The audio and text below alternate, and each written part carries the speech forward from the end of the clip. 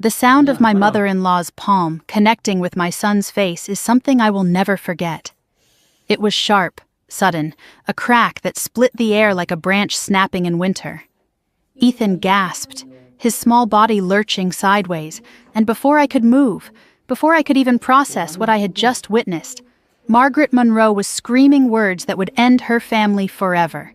"He is not real family. Get out." My 8-year-old hit the floor. The plate in his hands shattered against the hardwood, green beans scattering like shrapnel across the dining room. 15 adults sat frozen around the Thanksgiving table. No one moved. No one spoke. My husband Daniel stood by the window, mouth open but silent. His sister Victoria looked away, pretending to check her phone. His father Robert stared at his plate like it contained the secrets of the universe. The only sound was the grandfather clock ticking in the hallway, counting the seconds of my son's humiliation. I did not scream. I did not cry. I crossed the room, knelt beside Ethan and helped him to his feet. Then I walked back to the table, reached into my bag, and placed a single envelope in front of my mother-in-law. "My lawyer is already involved." I said those 6 words quietly, calmly, like I was commenting on the weather. Margaret's plate slipped from her fingers and crashed to the floor. The room stopped breathing. For a moment, Margaret just stared at the envelope like it might bite her. Her hands, those perfectly manicured hands with diamonds glittering on every finger, trembled as she reached for it. I did not wait for her to open it. I already knew what was inside, and soon enough, so would she. I looked around the room, reading every face, filing away every reaction. Daniel had gone pale, his jaw tight, but he still had not moved from his spot by the window. 38 years of conditioning had frozen him in place. He was not agreeing with what his mother had done. He simply did not know how to disagree with her. He never had. Victoria finally looked up from her phone, and I saw the calculation in her eyes. She was already thinking about what this meant for her position in the family hierarchy. Robert, my father-in-law, was the only one who looked ashamed. But shame without action is just performance, and Robert had been performing for 40 years. Margaret's voice cut through the silence, trying to regain control the way she always did. "This is a family matter. You are making a scene." I almost laughed. Making a scene. My son was on the floor with a red mark blooming across his cheek, and I was the one making a scene. That was classic Margaret. Reframe the cruelty as someone else's overreaction. She turned to Daniel, her voice sharp with command. "Daniel, control your wife." He opened his mouth. Nothing came out. He could not even look at his son. I turned my attention to Ethan. He was standing now, but barely. His hands hung at his sides, and he was looking at me with those wide brown eyes, searching my face for answers I did not have yet.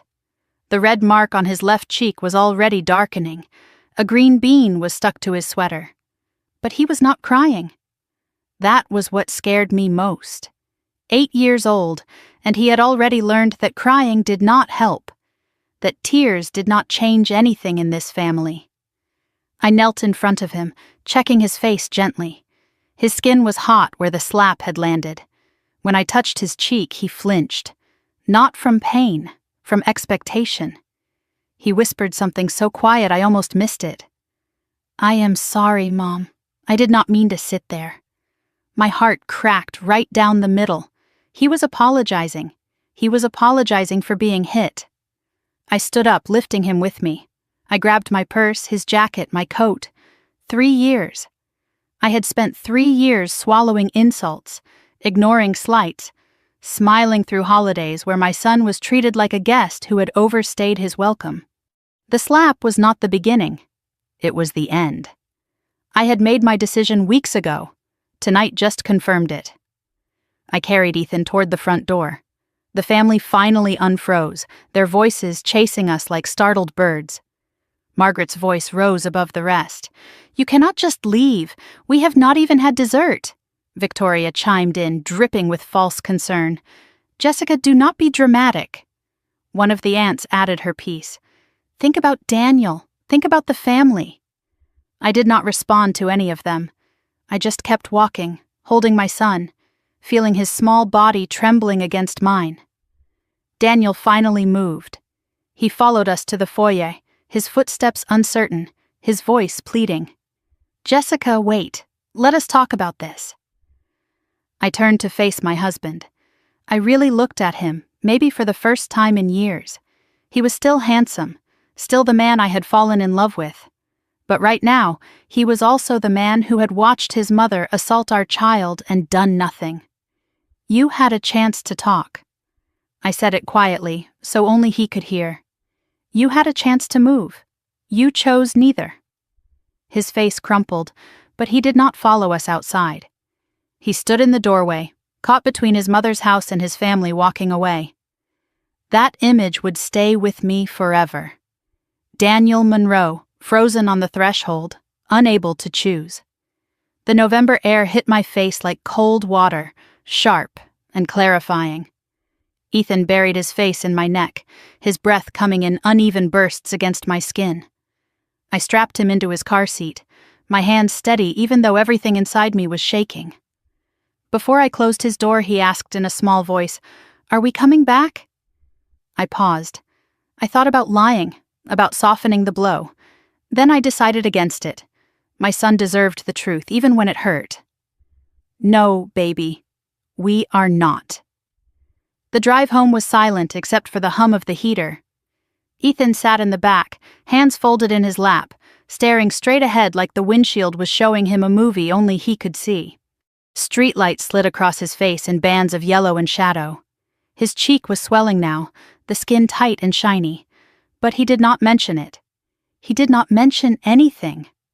My phone buzzed, then buzzed again. Daniel, Margaret, Victoria. Numbers I did not recognize.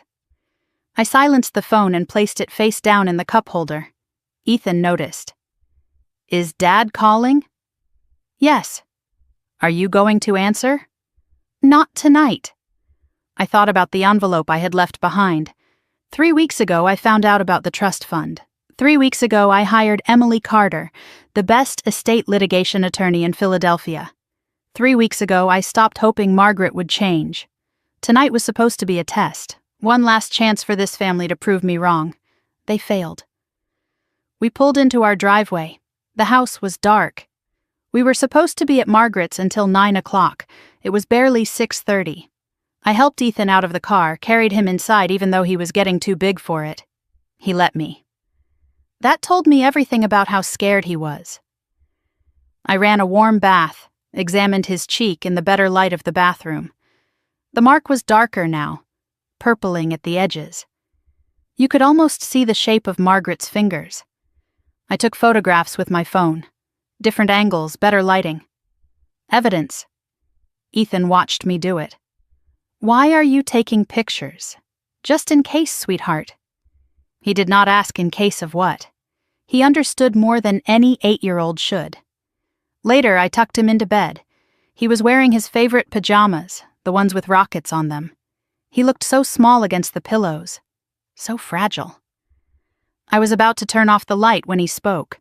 "Mom, am I not real family?" The question hit me like a physical blow. I sat on the edge of his bed and took his hands in mine.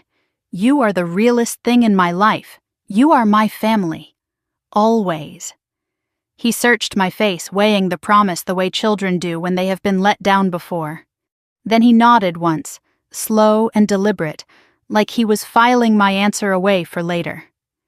I stayed until he fell asleep, watching his chest rise and fall, making a silent promise. No one would ever make him feel this way again. After Ethan's breathing steadied into the rhythm of sleep, I sat alone at the kitchen table.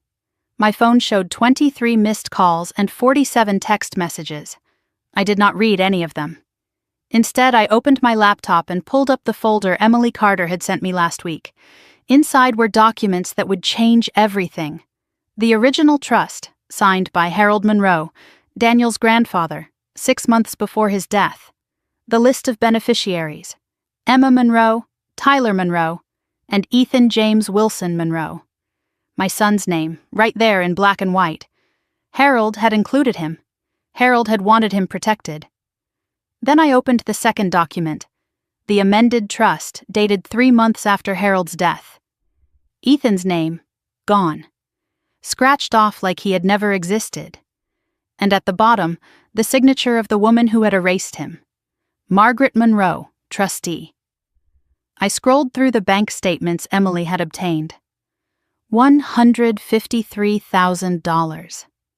That was Ethan's share of the trust. Gone, redirected, spent on kitchen renovations and a new Lexus and expenses that had nothing to do with any grandchild's education. Margaret had not just slapped my son tonight. She had been robbing him for over a year. I stared at the numbers on the screen. Tomorrow, the real fight would begin. But tonight, I let myself feel one thing clearly. They thought I would stay silent forever. They thought I would keep swallowing the insults, keep smiling through the cruelty, keep teaching my son that belonging was something he had to earn from people who would never give it. They were wrong. Margaret Monroe had no idea what she had awakened when she raised her hand against my child, but she was about to find out. I sat outside Ethan's bedroom door for almost an hour after he fell asleep. I told myself I was just checking on him, making sure his breathing stayed steady, watching for signs of nightmares.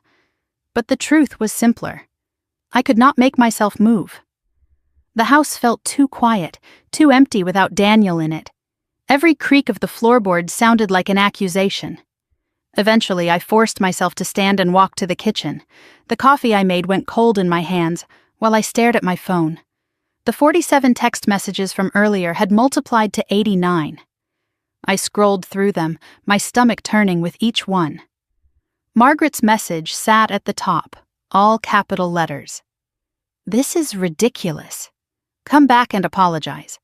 Victoria had added her piece. You are tearing this family apart. And Daniel, my husband, the man who had watched his mother slap our son and done nothing, had sent a series of increasingly desperate texts. Please pick up. We need to talk. Mom is upset. Mom is upset. I read those 3 words over and over, feeling something cold settle in my chest. Not once did anyone ask if Ethan was okay. Not once did anyone acknowledge the slap, the fall, the small body hitting the hardwood floor. Margaret was upset. That was what mattered to this family. My phone rang. Daniel again.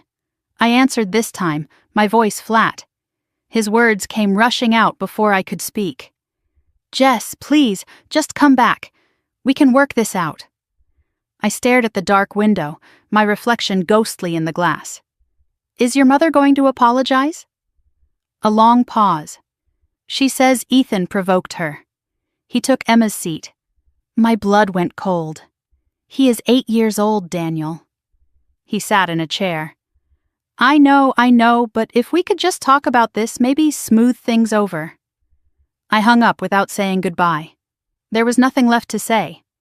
I poured myself a glass of wine I did not drink, just held it while the memories came flooding back. 3 years ago, I had been so hopeful. A single mom who had finally found love again. Daniel was kind, patient with Ethan, everything I thought I needed. He seemed like an answer to prayers I had stopped praying.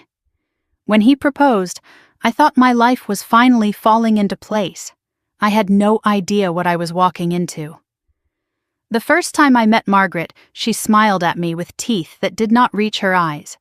Her first question was not about me, not about how Daniel and I met, not about our plans for the future. She looked at Ethan, who was hiding behind my legs, and asked in a voice like polished steel, "And where is his real father?" I should have known then. I should have seen the warning signs written across her face like a roadmap to disaster. But I was in love, and I wanted so badly for it to work. Daniel said she was like that with everyone at first. He promised she would warm up. She never did. The slights started small, so small I could almost convince myself I was imagining them. Family dinners where Ethan was seated at a separate table, alone, while the other children sat with the adults. Birthday cards for Emma and Tyler, but nothing for Ethan. family photographs taken conveniently when Ethan and I happened to be in the bathroom or getting something from the car. Each time I mentioned it to Daniel, he had an explanation ready. She is old-fashioned. She does not mean it that way. Just give her time. I gave her 3 years. Time ran out last night. I walked to Ethan's bedroom door and watched him sleep from the hallway. In the dim light from the nightlight, I could see the curve of his cheek, the gentle rise and fall of his small chest. I noticed things I had tried not to see before. How small he made himself in groups, pulling his shoulders in like he was trying to take up less space. How he always waited to be invited before joining anything, never assuming he was welcome. How he never asked for seconds at Margaret's table, even when I knew he was still hungry.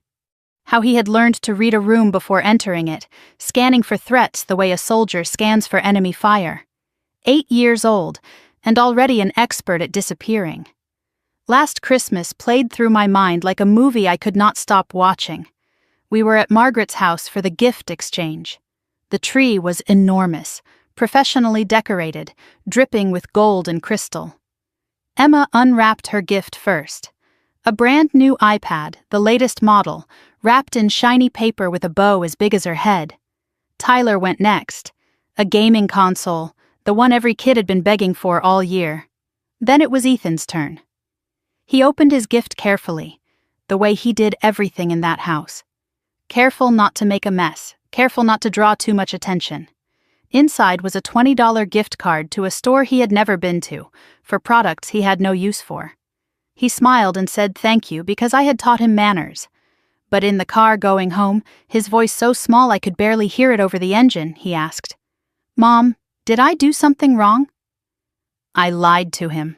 I told him no, that Margaret just did not know him as well yet, that things would get better. I hated myself for that lie, and I hated myself even more for believing it might somehow become true. 2 months ago, I noticed the photo wall at Margaret's house for the first time, really noticed it. 47 framed photographs lined the hallway, a shrine to the Monroe family legacy. Emma's first steps, Tyler's baseball games, Daniel's college graduation, Christmases and birthdays and summer vacations, all documented in matching silver frames. I counted every single one. 47 photographs. Ethan appeared in none of them. 3 years of holidays, 3 years of gatherings, and not a single picture of my son on that wall. When I mentioned it to Daniel, he waved it off. Mom is just slow to update the frames, but the newest photograph was from last month. Emma's school picture, perfectly framed, perfectly hung.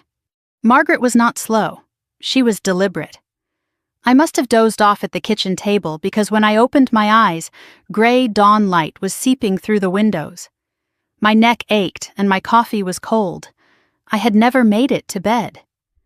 I checked on Ethan first. He was already awake, sitting up in bed staring at the wall like he could see something written there that no one else could read. The bruise on his cheek had turned purple overnight, ugly and dark against his pale skin. He did not look at me when I came in. I made pancakes, his favorite, and set them in front of him at the kitchen table. He ate 3 bites and pushed the rest around his plate, making shapes in the syrup.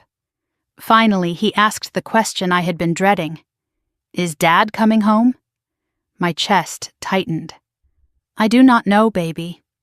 Ethan nodded, like he had expected that answer.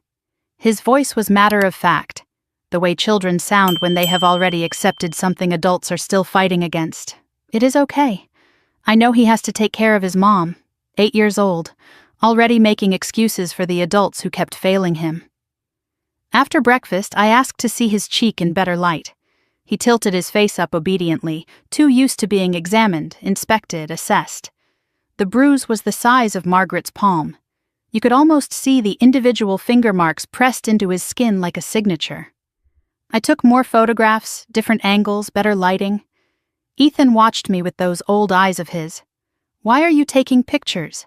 Just in case, sweetheart." He did not ask in case of what. He just nodded and touched his own cheek, gently, like he was checking to make sure it was still there. Then he asked me something that nearly broke me in half. "Mom, can I ask you something?" Always, baby. When Grandma said I am not real family, what does that mean? I knelt in front of him, took his hands in mine. It means she is wrong, Ethan. It means she does not understand what family really is. He considered this, his forehead wrinkling with thought. But Dad is her real son, and Emma is her real granddaughter. And I am just... He could not finish the sentence. He did not have the words for what he was. I pulled him into a hug so tight I was afraid I might hurt him. You are my real son. You are Daniel's real stepson. You are real, Ethan. More real than anyone in that room last night. His tears came then, finally, soaking through my shirt. The tears he had been holding back since the moment Margaret's hand connected with his face. Then why does it hurt so much? I did not have an answer, because the truth was, it hurt because he had started to believe them. Somewhere along the way, over 3 years of exclusion and slights and being treated like a guest in his own family, my son had started to believe he did not belong. Mid-morning, I heard a car in the driveway.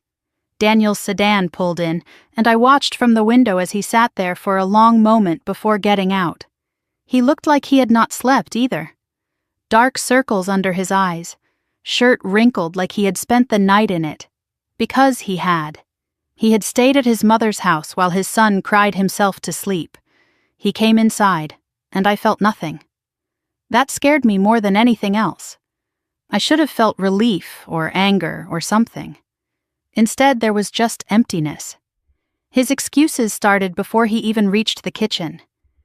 Jess, I am sorry I did not come home last night. Mom was a mess and I had to calm her down. I cut him off. Where is Ethan's apology? He blinked. What? Your mother hit our son. Where is her apology? Silence stretched between us like a wire pulled too tight. Finally, Daniel ran his hand through his hair, that nervous gesture he always made when he was about to disappoint me. She is not going to apologize. She thinks she was justified. Justified? In slapping an 8-year-old? He could not meet my eyes. She says he was disrespectful, that he knows the seating arrangement. I laughed, and the sound surprised us both. Hollow, bitter, nothing like humor. There is no seating arrangement, Daniel. There is just your mother deciding our son is not worthy of sitting at her table. He did not argue. He knew it was true. I stood up and faced my husband. You stood there. You watched her hit him. You said nothing. His eyes filled with tears. I know. I was in shock. You were not in shock. You were obedient. The word landed like another slap. Daniel flinched. That is not fair. Neither is letting your mother abuse your child. The word hung in the air between us. Abuse. Neither of us took it back. Daniel sat down heavily, put his head in his hands. You do not understand what she is like, what she has always been like. Then tell me. For the first time in our marriage, he did. He told me about growing up under Margaret's control. She decided everything. His clothes, his friends, his college, his career, even his girlfriends. He told me about his older brother Marcus, who tried to break free. Marcus married a woman Margaret did not approve of. A black woman named Keisha. Margaret gave him an ultimatum. The family or the marriage? Marcus chose his wife. Within a month, Margaret had erased him completely. Photos removed from the walls.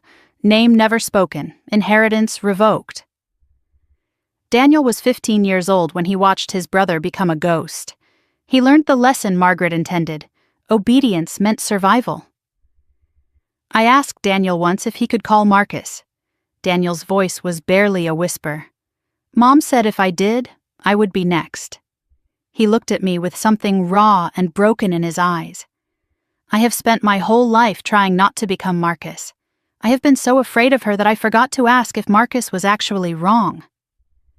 I went to the window, looked out at our quiet street. I filed legal papers, Daniel, before Thanksgiving. He looked up sharply. What? I found out about the trust fund. What she did to Ethan's inheritance. What she has been doing to all of you. He went pale. How did you find out? It does not matter. What matters is, I am not stopping. I am going to court." Daniel stood up, crossed to where I was standing. "If you do this, she will destroy us. She will cut us off. Then you have a choice to make. Your mother or your family." I watched his face. The fear, the conditioning, the love for me and Ethan battling underneath. "I cannot answer that right now." I nodded slowly. "Then sleep in the guest room until you can." He opened his mouth, closed it again, and walked away. I heard the guest room door click shut. Then I noticed movement in the hallway. Ethan was standing there in his pajamas, watching. He had heard everything. Our eyes met, and he did not ask if Dad had chosen us. He already knew the answer. At least for tonight, Daniel had chosen fear. But tomorrow, I would choose war. I woke on the couch, still in yesterday's clothes, my neck stiff and my mouth dry. Gray morning light filtered through the curtains, and for a moment I did not remember why I was not in my bed. Then it all came back. The slap. The silence. Daniel choosing the guest room because he could not choose me. The house was quiet. I checked the hallway. The guest room door was still closed. Daniel had not emerged. I did not know if he had slept at all, but I was not going to knock to find out. I had more important things to do this morning than coddle a grown man who could not stand up to his mother. I checked on Ethan first. He was still asleep, his face turned toward the wall, the bruise on his cheek dark against the white pillowcase. I watched his chest rise and fall for a long moment, reassuring myself that he was safe, that he was here, that no one could hurt him in this house. Then I walked to the kitchen and made coffee I desperately needed. My laptop was still open on the table from last night. I refreshed my email, and my heart jumped when I saw a new message from Emily Carter, time-stamped 6:47 in the morning. The subject line read, "Additional documents recovered. Please review immediately." Emily had been working through the night. I clicked the message open with trembling hands. Multiple PDF attachments waited for me. Bank statements, transfer records, amended trust documents, and one file that made my breath catch. original_trust_Harold_Monroe_2019.pdf. I downloaded everything. But before I read any of it, I let myself remember the man who had created this trust in the first place. The only Monroe who had ever truly loved my son. 18 months ago, before Harold got sick, there was a family barbecue at Margaret's house. The usual tension hung in the air like smoke from the grill. The adults clustered in groups, talking about money and real estate and other people's failures. The children, Emma and Tyler, ran across the manicured lawn playing some game that Ethan had not been invited to join. I found my son sitting alone on the back porch steps, his chin in his hands, watching the other kids with an expression too old for his face. I was about to go to him when someone else got there first. An old man lowered himself carefully onto the step beside Ethan, groaning a little with the effort. Harold Monroe was 81 years old, Daniel's grandfather, and until that moment I had barely exchanged more than pleasantries with him. He was always quiet at family gatherings, overshadowed by Margaret's commanding presence, content to sit in corners and observe. I watched from the kitchen window as Harold asked Ethan something. My son's face changed. The careful blankness melted away, replaced by something I rarely saw at these events: animation, interest. He was actually talking, not just giving polite one-word answers, but really talking. Harold laughed at something Ethan said, a genuine laugh that crinkled his whole face. Then Harold's voice carried through the open window, clear enough for me to hear. "You know what, son? You remind me of myself at your age?" Ethan looked up at him. "Really? Really? We are the quiet ones, the ones who watch and listen. People underestimate us." Harold paused, and his next words would stay with me forever. But that is their mistake, not ours. After the barbecue, as we were loading into the car, Ethan tugged on my sleeve. "Mom, is Grandpa Harold my grandpa too?" I did not know how to answer. In this family, the rules about who belonged to whom were written in invisible ink that only Margaret could read. But Harold answered for me. He had appeared behind us, moving quietly for such an old man, and he put a gentle hand on Ethan's shoulder. "Any child in this family is my grandchild. Blood does not make family, son. Love does." From inside the house, Margaret's voice cut through the moment like a knife. "Harold, stop filling his head with nonsense." Harold winked at Ethan. "Do not listen to her. She has been wrong about most things for 60 years. It was the first time I ever saw my son laugh at a family gathering." 6 months after that barbecue, Harold was diagnosed with pancreatic cancer. Stage 4, months to live, not years. The family gathered at Margaret's house to discuss arrangements, but I noticed something that made my stomach turn. Margaret was not asking about doctors or treatments or how to make Harold comfortable. She was asking about the will, about the trust, about who would manage things after he was gone. The man was not even dead yet, and she was already counting his money. I started bringing Ethan to visit Harold in the hospital. Margaret tried to stop us. "He needs rest," she said. "Not children running around making noise." But Harold overruled her, his voice weak but firm. "Let the boy in. He is the only one who does not treat me like I am already dead." Those visits became our weekly ritual. Ethan would climb into the chair beside Harold's bed and read to him. Adventure stories, fantasy books, whatever Ethan was into that week. Harold would lie back with his eyes closed and a smile on his face, listening to my son's voice fill the sterile room with dragons and heroes and happy endings. One afternoon, Harold asked me to stay behind after Ethan went to get a snack from the vending machine. His voice was weaker than usual, but his eyes were sharp. "I need you to do something for me. Anything," I said, and I meant it. "Protect that boy." His words hit me like a weight. "After I am gone, Margaret will try to erase him, the way she erases anyone who does not fit her picture of what this family should be. I will not let her," I promised. Harold squeezed my hand, his grip surprisingly strong. "I know. That is why I made sure he is protected. Legally." I did not understand what he meant then. I do now. Harold passed 14 months ago, peacefully, in his sleep, at home. I learned about it through a text message from Daniel. "Grandpa is gone." 3 words, no phone call, no warning. Ethan cried for 3 days straight. He had lost the only person in the Monroe family who had ever made him feel like he belonged. Margaret did not call to offer comfort. She was too busy planning the funeral. A funeral where Ethan was seated in the back row, so far from the family section that he might as well have been a stranger off the street. 1 week after the funeral, the family gathered at a lawyer's office for the reading of the will. I was not invited. I heard about it secondhand from Daniel when he came home that evening.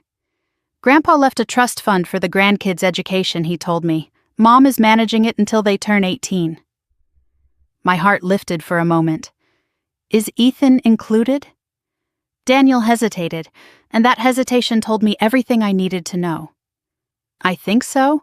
Mom said she would handle the details." That was the last time anyone mentioned the trust fund to me. For 14 months, I assumed everything was being handled properly. I trusted Daniel's family. That was my mistake. 3 weeks before Thanksgiving, I was cleaning out a closet when I found a box of Daniel's old papers. Receipts, tax documents, the kind of things people shove in boxes and forget about. At the bottom was an envelope I had never seen before.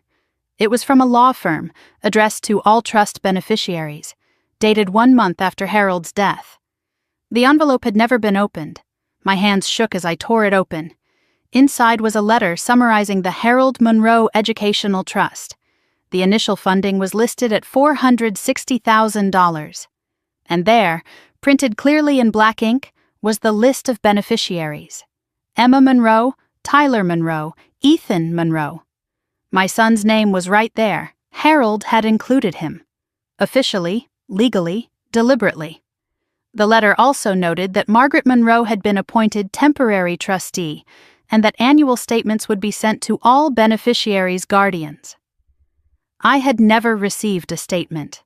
Not one in 14 months. Not a single piece of paper acknowledging that my son had any stake in this trust at all. I searched for estate lawyers that afternoon. Emily Carter's name came up first.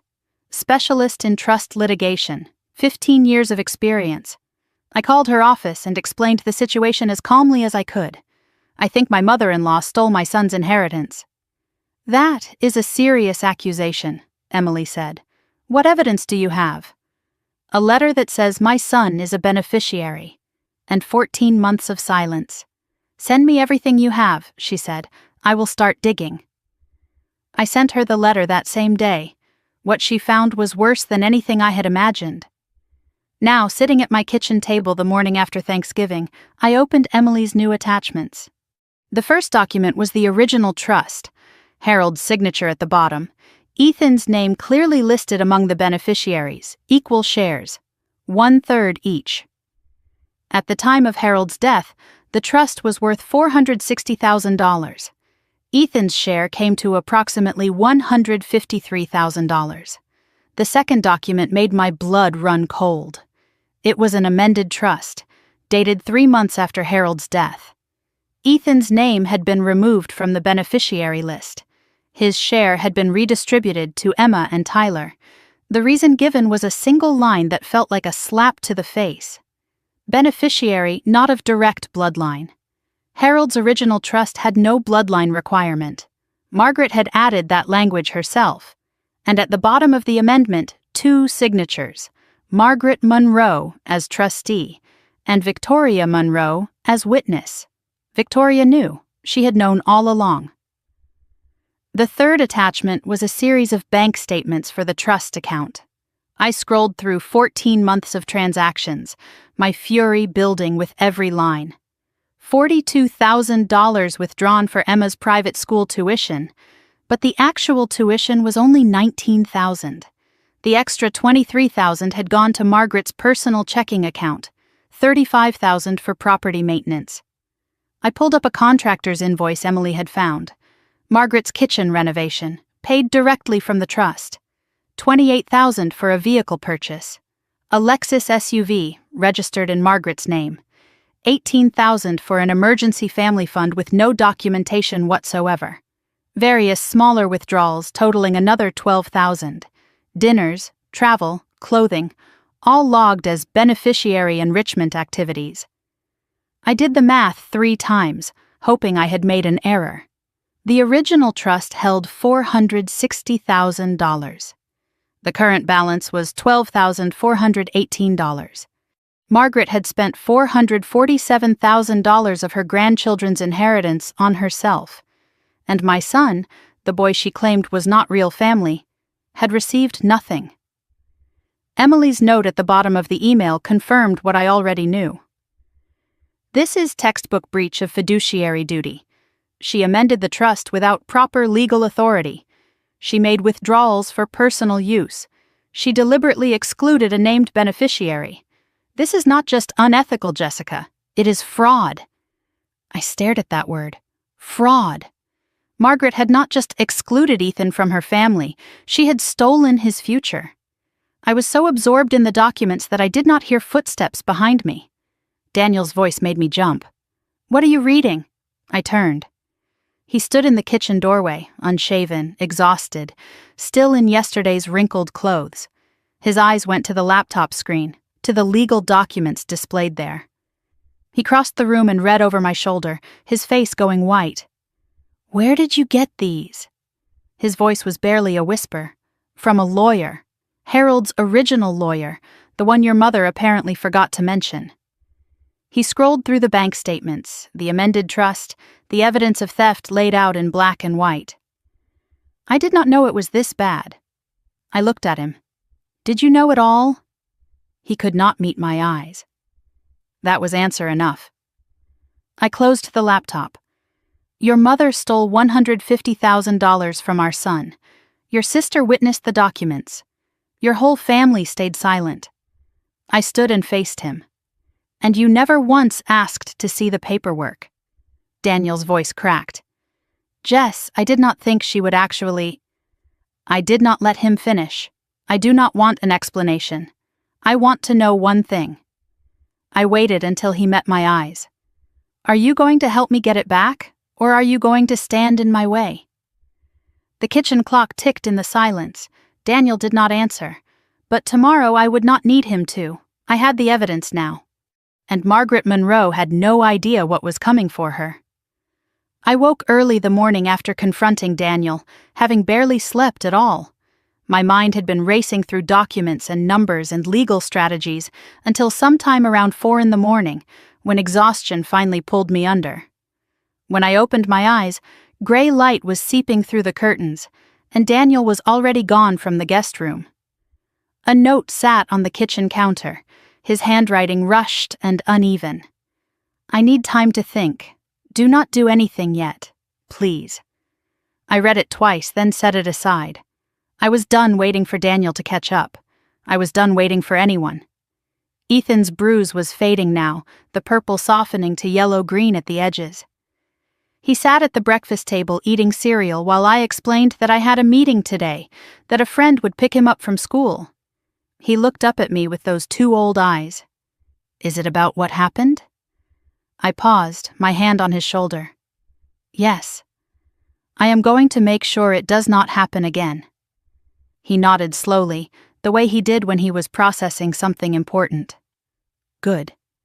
Just that one word, but it carried the weight of everything he had been through. I dropped him at school and watched him walk inside, his backpack bouncing against his small frame. He did not look back. Another small independence born from necessity.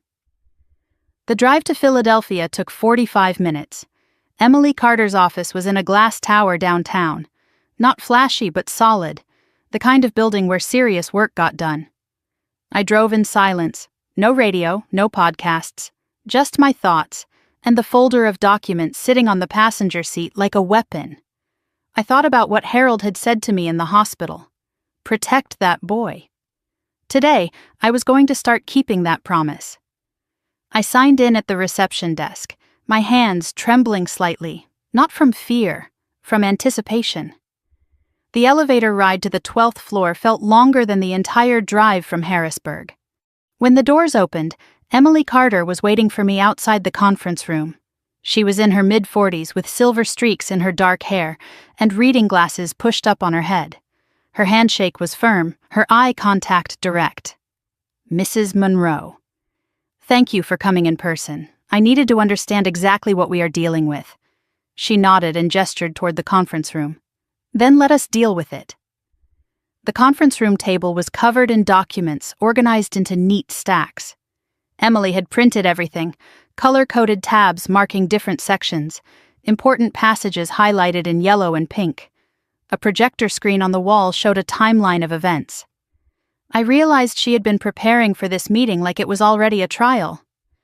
Before we begin, Emily said, settling into her chair across from me, I need to ask you something. I braced myself.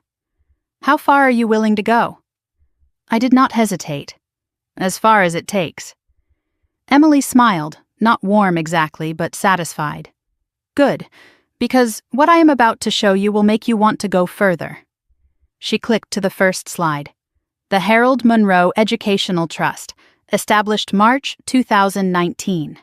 Purpose: education funding for grandchildren.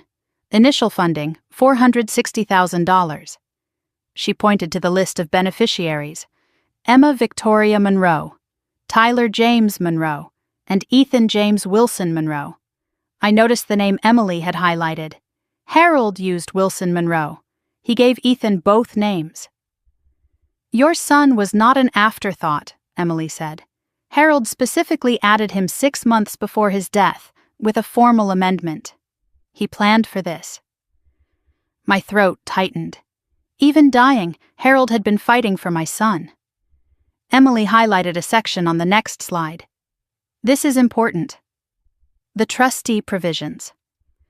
Margaret was appointed as primary trustee, but only temporarily. A successor trustee was supposed to be appointed by the beneficiary's guardians within 12 months. She was never meant to be permanent. I stared at the screen. But she has been managing it for 14 months. Emily nodded. Because she never notified anyone that a successor needed to be appointed. She never sent the required annual statements. She never disclosed the trust's existence to you at all. Is that illegal?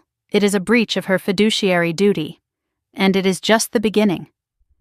The next slide showed the amended trust document, dated July 2023, 3 months after Harold's death. Emily walked me through the changes. Ethan's name removed from the beneficiary list. His 1/3 share redistributed to Emma and Tyler. Reason given, beneficiary not of direct bloodline. Harold's original trust had no bloodline requirement, Emily said. Margaret added that language herself. I stared at the document, at my son's name crossed out like he had never existed. She just erased him. And your sister-in-law witnessed it. Emily pointed to the signature at the bottom of the page. Victoria Monroe, her handwriting neat and careful. Something cold settled in my chest. Victoria had known. She had participated. She had signed her name to my son's erasure and never said a word. Emily pulled up a spreadsheet, 14 months of bank activity highlighted and annotated. Let me walk you through where the money went. I leaned forward, forced myself to look. May 2023. $22,000 withdrawn for administrative fees. No receipts, no documentation. July 2023. $42,000 for Emma's private school tuition. Emily's voice was clinical, precise. The actual tuition is $19,000. The extra $23,000 went directly to Margaret's personal account. September 2023, $35,000 for property maintenance. She remodeled her kitchen. I have the contractor's invoice. It was paid from the trust. November 2023, $28,000 for a vehicle purchase. A down payment on a Lexus SUV registered in Margaret's name. January 2024, $18,000 for an emergency family fund. No documentation whatsoever. It simply vanished. Throughout 2024, various smaller withdrawals totaling $12,000. Dinners, travel, clothing, all logged as beneficiary enrichment activities. Emily showed me the final number, and I felt like I had been punched in the stomach. Original trust, $460,000. Current balance, $12,418. Missing $447,582. Ethan's original share, $153,333. She did not just steal from your son, Emily said. She stole from all 3 grandchildren, but your son got nothing while she was spending everything. My voice came out steadier than I expected. What can we do? Emily outlined the path forward, ticking off options on her fingers. First, we file a petition for court review of trust administration. Second, we request immediate removal of Margaret as trustee. Third, we demand a full accounting of all expenditures. Fourth, we seek restitution plus interest plus legal fees. Fifth, we potentially refer the case to the district attorney for criminal fraud charges. I looked up sharply. Criminal? Emily's expression was serious. This is serious enough for criminal prosecution. But that is your choice. I need your guidance on how aggressive you want to be. What would you recommend? Start civil. The evidence is overwhelming. She will have to respond under oath. And people who lie to judges tend to dig their own graves. I asked about the envelope I had left at Thanksgiving, the one that had made Margaret drop her plate. Emily almost smiled. A shot across the bow. She explained what was inside. A formal notice that I was aware of the trust's existence. A request for immediate production of all trust documents. A notice of intent to seek legal remedy if documents were not provided within 10 days. It was not a lawsuit, Emily said. It was a warning. But she does not know that. Right now, Margaret is panicking. She is calling lawyers. She is trying to figure out how much you know. And how much do I know? Emily leaned back in her chair. Everything. She explained the timeline. Margaret had 10 days to respond to the document request. If she complied, we would have confirmation of everything we already knew. If she refused, we could go directly to court with evidence of obstruction. Either way, she loses, Emily said. What if she tries to hide more evidence? She can try, but I have already subpoenaed the bank records directly. She cannot alter those. Something shifted inside me. I was no longer the victim waiting to be rescued. I was a strategist planning a campaign. This was not just about getting Ethan's money back. It was about making sure Margaret could never do this to anyone again. Emily slid a document across the table. A retainer agreement. Official representation. I read it carefully, every word, then signed my name at the bottom. Emily gathered the papers. Welcome to the fight, Mrs. Monroe. I looked up at her. Call me Jessica. And thank you for believing me. Emily's expression did not change. I do not believe clients. I believe evidence. And yours is airtight. I stepped out of Emily's building into the gray November afternoon, my head spinning with numbers and strategies and the weight of what I had just set in motion. My phone buzzed. Daniel. I hesitated, then answered. Where are you?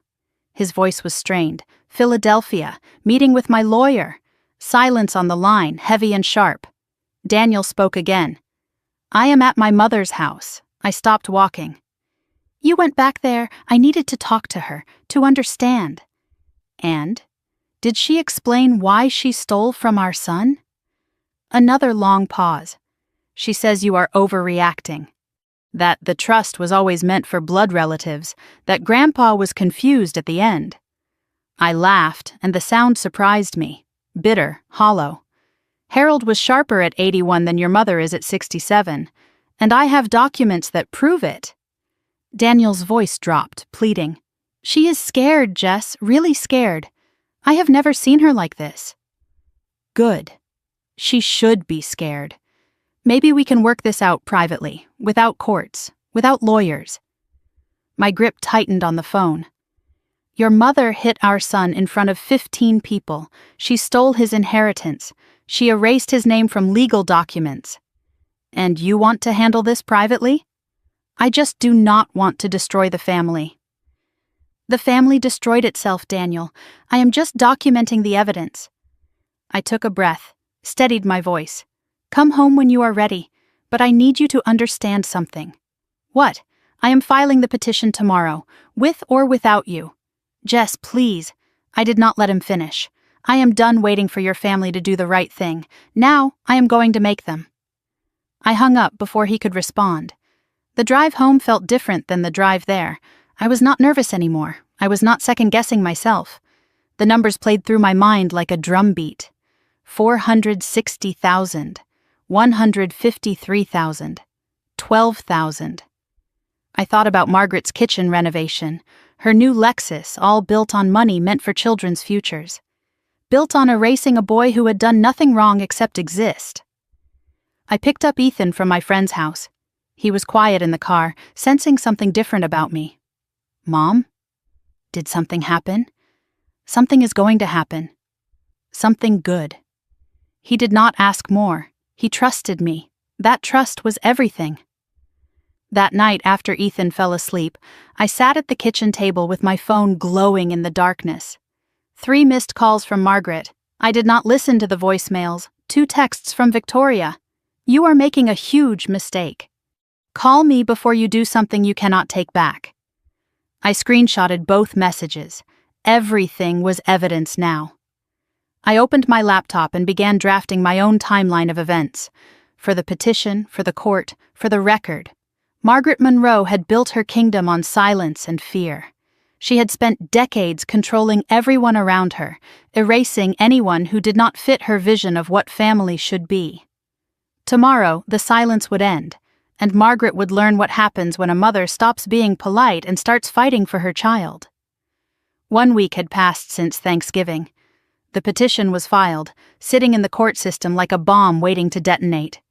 Daniel had been sleeping in the guest room every night, and we moved around each other like polite strangers, speaking only about Ethan. The bruise on my son's face had faded to a faint yellow shadow, barely visible unless you knew where to look. But the bruise on the Monroe family was just beginning to show. Saturday morning, Daniel approached me in the kitchen while I was making coffee. He looked like he had not slept properly in days, dark circles under his eyes, shoulders hunched with the weight of something he did not want to say. "My mother wants to have a family meeting. Tomorrow, at her house." I did not look up from my coffee. "No." Daniel moved closer, desperation in his voice. "Please, she says she wants to talk, to work things out." I finally met his eyes. She has had 3 years to work things out. She chose to hit my son instead. Daniel sat down across from me, his hands clasped together like he was praying. "She is scared, Jess. The legal papers have shaken her. She has never dealt with anything like this before." "Good." I wanted the word to sting, and from the look on his face it did. He tried a different approach. "If you do not come, she will say you refuse to even try, that you are the one being unreasonable.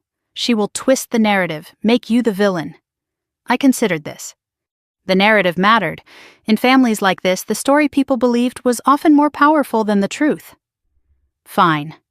I will come. But not to reconcile." Daniel looked up, hope flickering in his eyes. "Then why?" I set down my coffee cup. "To let her know exactly what she is up against." Saturday night, I sat at the dining table with documents spread around me like a battle plan. I had memorized the numbers, the dates, the withdrawals. Emily Carter's advice echoed in my mind. Do not reveal everything. Just enough to let them know you are serious.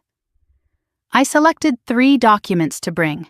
The original trust with Ethan's name clearly listed, the amended trust with his name removed, and 1 bank statement showing the kitchen renovation payment, enough to shake them, not enough to show my full hand. Ethan found me at the table, his pajamas too short at the ankles. He was growing so fast. "Are you working, Mom?" "Sort of. I am getting ready for a meeting tomorrow." He climbed into the chair beside me and looked at the papers without really reading them. "Is it about Grandma Margaret?" I paused, then decided he deserved honesty. "Yes." He was quiet for a moment, his small fingers tracing the edge of a document. "Are you going to make her say sorry?" I reached over and smoothed his hair. "I am going to make sure she cannot hurt you again." He nodded, satisfied with that answer. "Can I stay with Mrs. Patterson tomorrow?" "I do not want to go there." "Of course, baby. You never have to go there again." Later that night, I noticed Daniel standing in the hallway, watching from the shadows. He had heard the conversation. His face was unreadable. Shame, maybe, or guilt, or the particular kind of pain that comes from watching your child fear your family. He opened his mouth like he was going to say something, then closed it again. He turned and walked back to the guest room without a word. I wondered if he would ever find his voice, or if Margaret had silenced him so long ago that he had forgotten he had one. Sunday afternoon arrived gray and cold, the sky threatening rain. Daniel drove while I sat in the passenger seat, the folder of documents in my lap like a loaded weapon. Neither of us spoke for the first 20 minutes. Finally, Daniel broke the silence. "Promise me you will at least listen to what she has to say." "I will listen. I just will not agree." He gripped the steering wheel tighter. "She is still my mother, and Ethan is still my son. Guess which one I am going to protect." Margaret's house appeared at the end of a tree-lined driveway, colonial style with white columns and perfectly maintained landscaping, the picture of old money respectability. I noticed the new kitchen windows gleaming in the afternoon light. $35,000 of stolen inheritance, right there on display. Cars were already parked in the circular driveway. Victoria's sedan, Robert's truck, 2 others I did not recognize. The tribunal had assembled. Victoria met us at the door, her smile tight and practiced. "Jessica, thank you for coming." I did not return the smile. "Victoria." Her eyes flicked to the folder in my hands, and something crossed her face. Fear, maybe, or curiosity. "Mother is in the living room. Everyone is waiting." I walked past her without another word.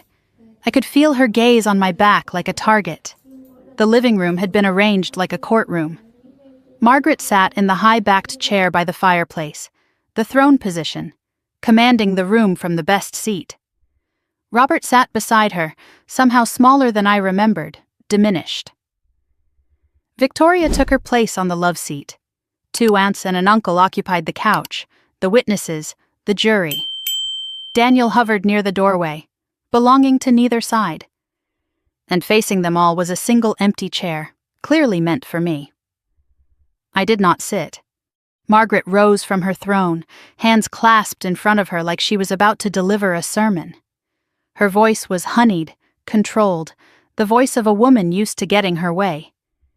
Jessica, thank you for agreeing to talk like civilized people. I know Thanksgiving was difficult, emotions ran high, things were said that perhaps should not have been said.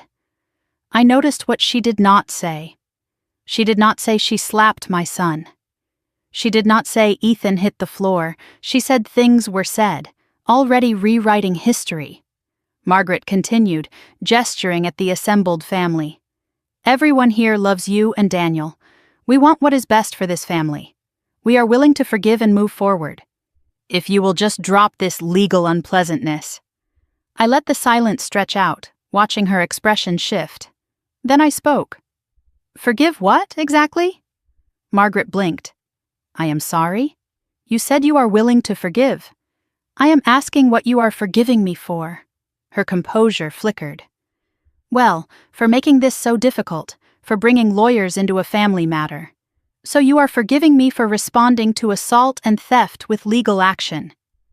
The word theft landed like a grenade in the middle of the room.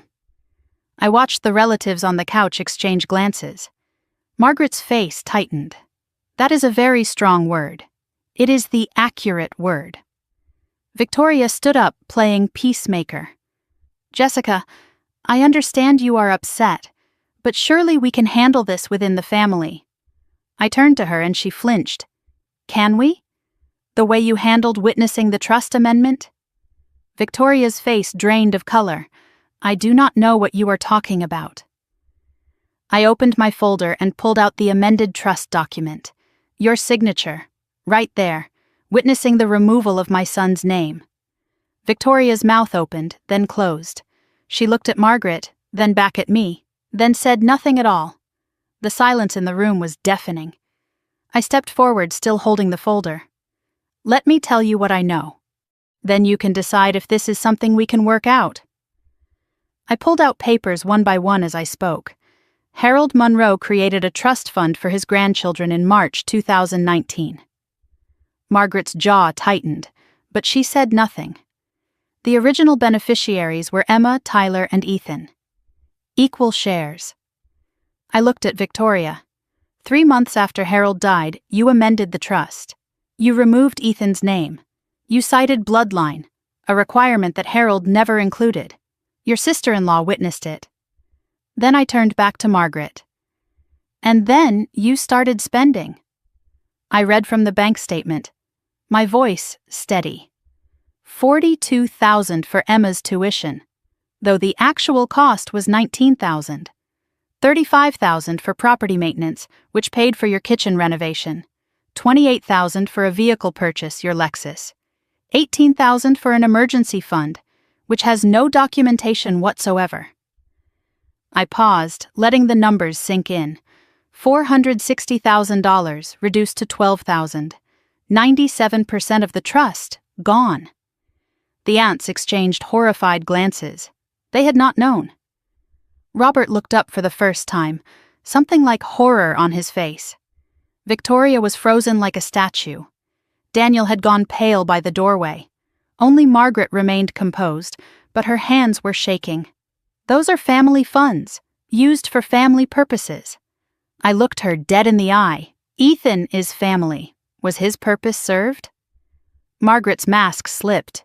He was never meant to. She stopped herself, but it was too late. The sentence hung in the air, incomplete and damning.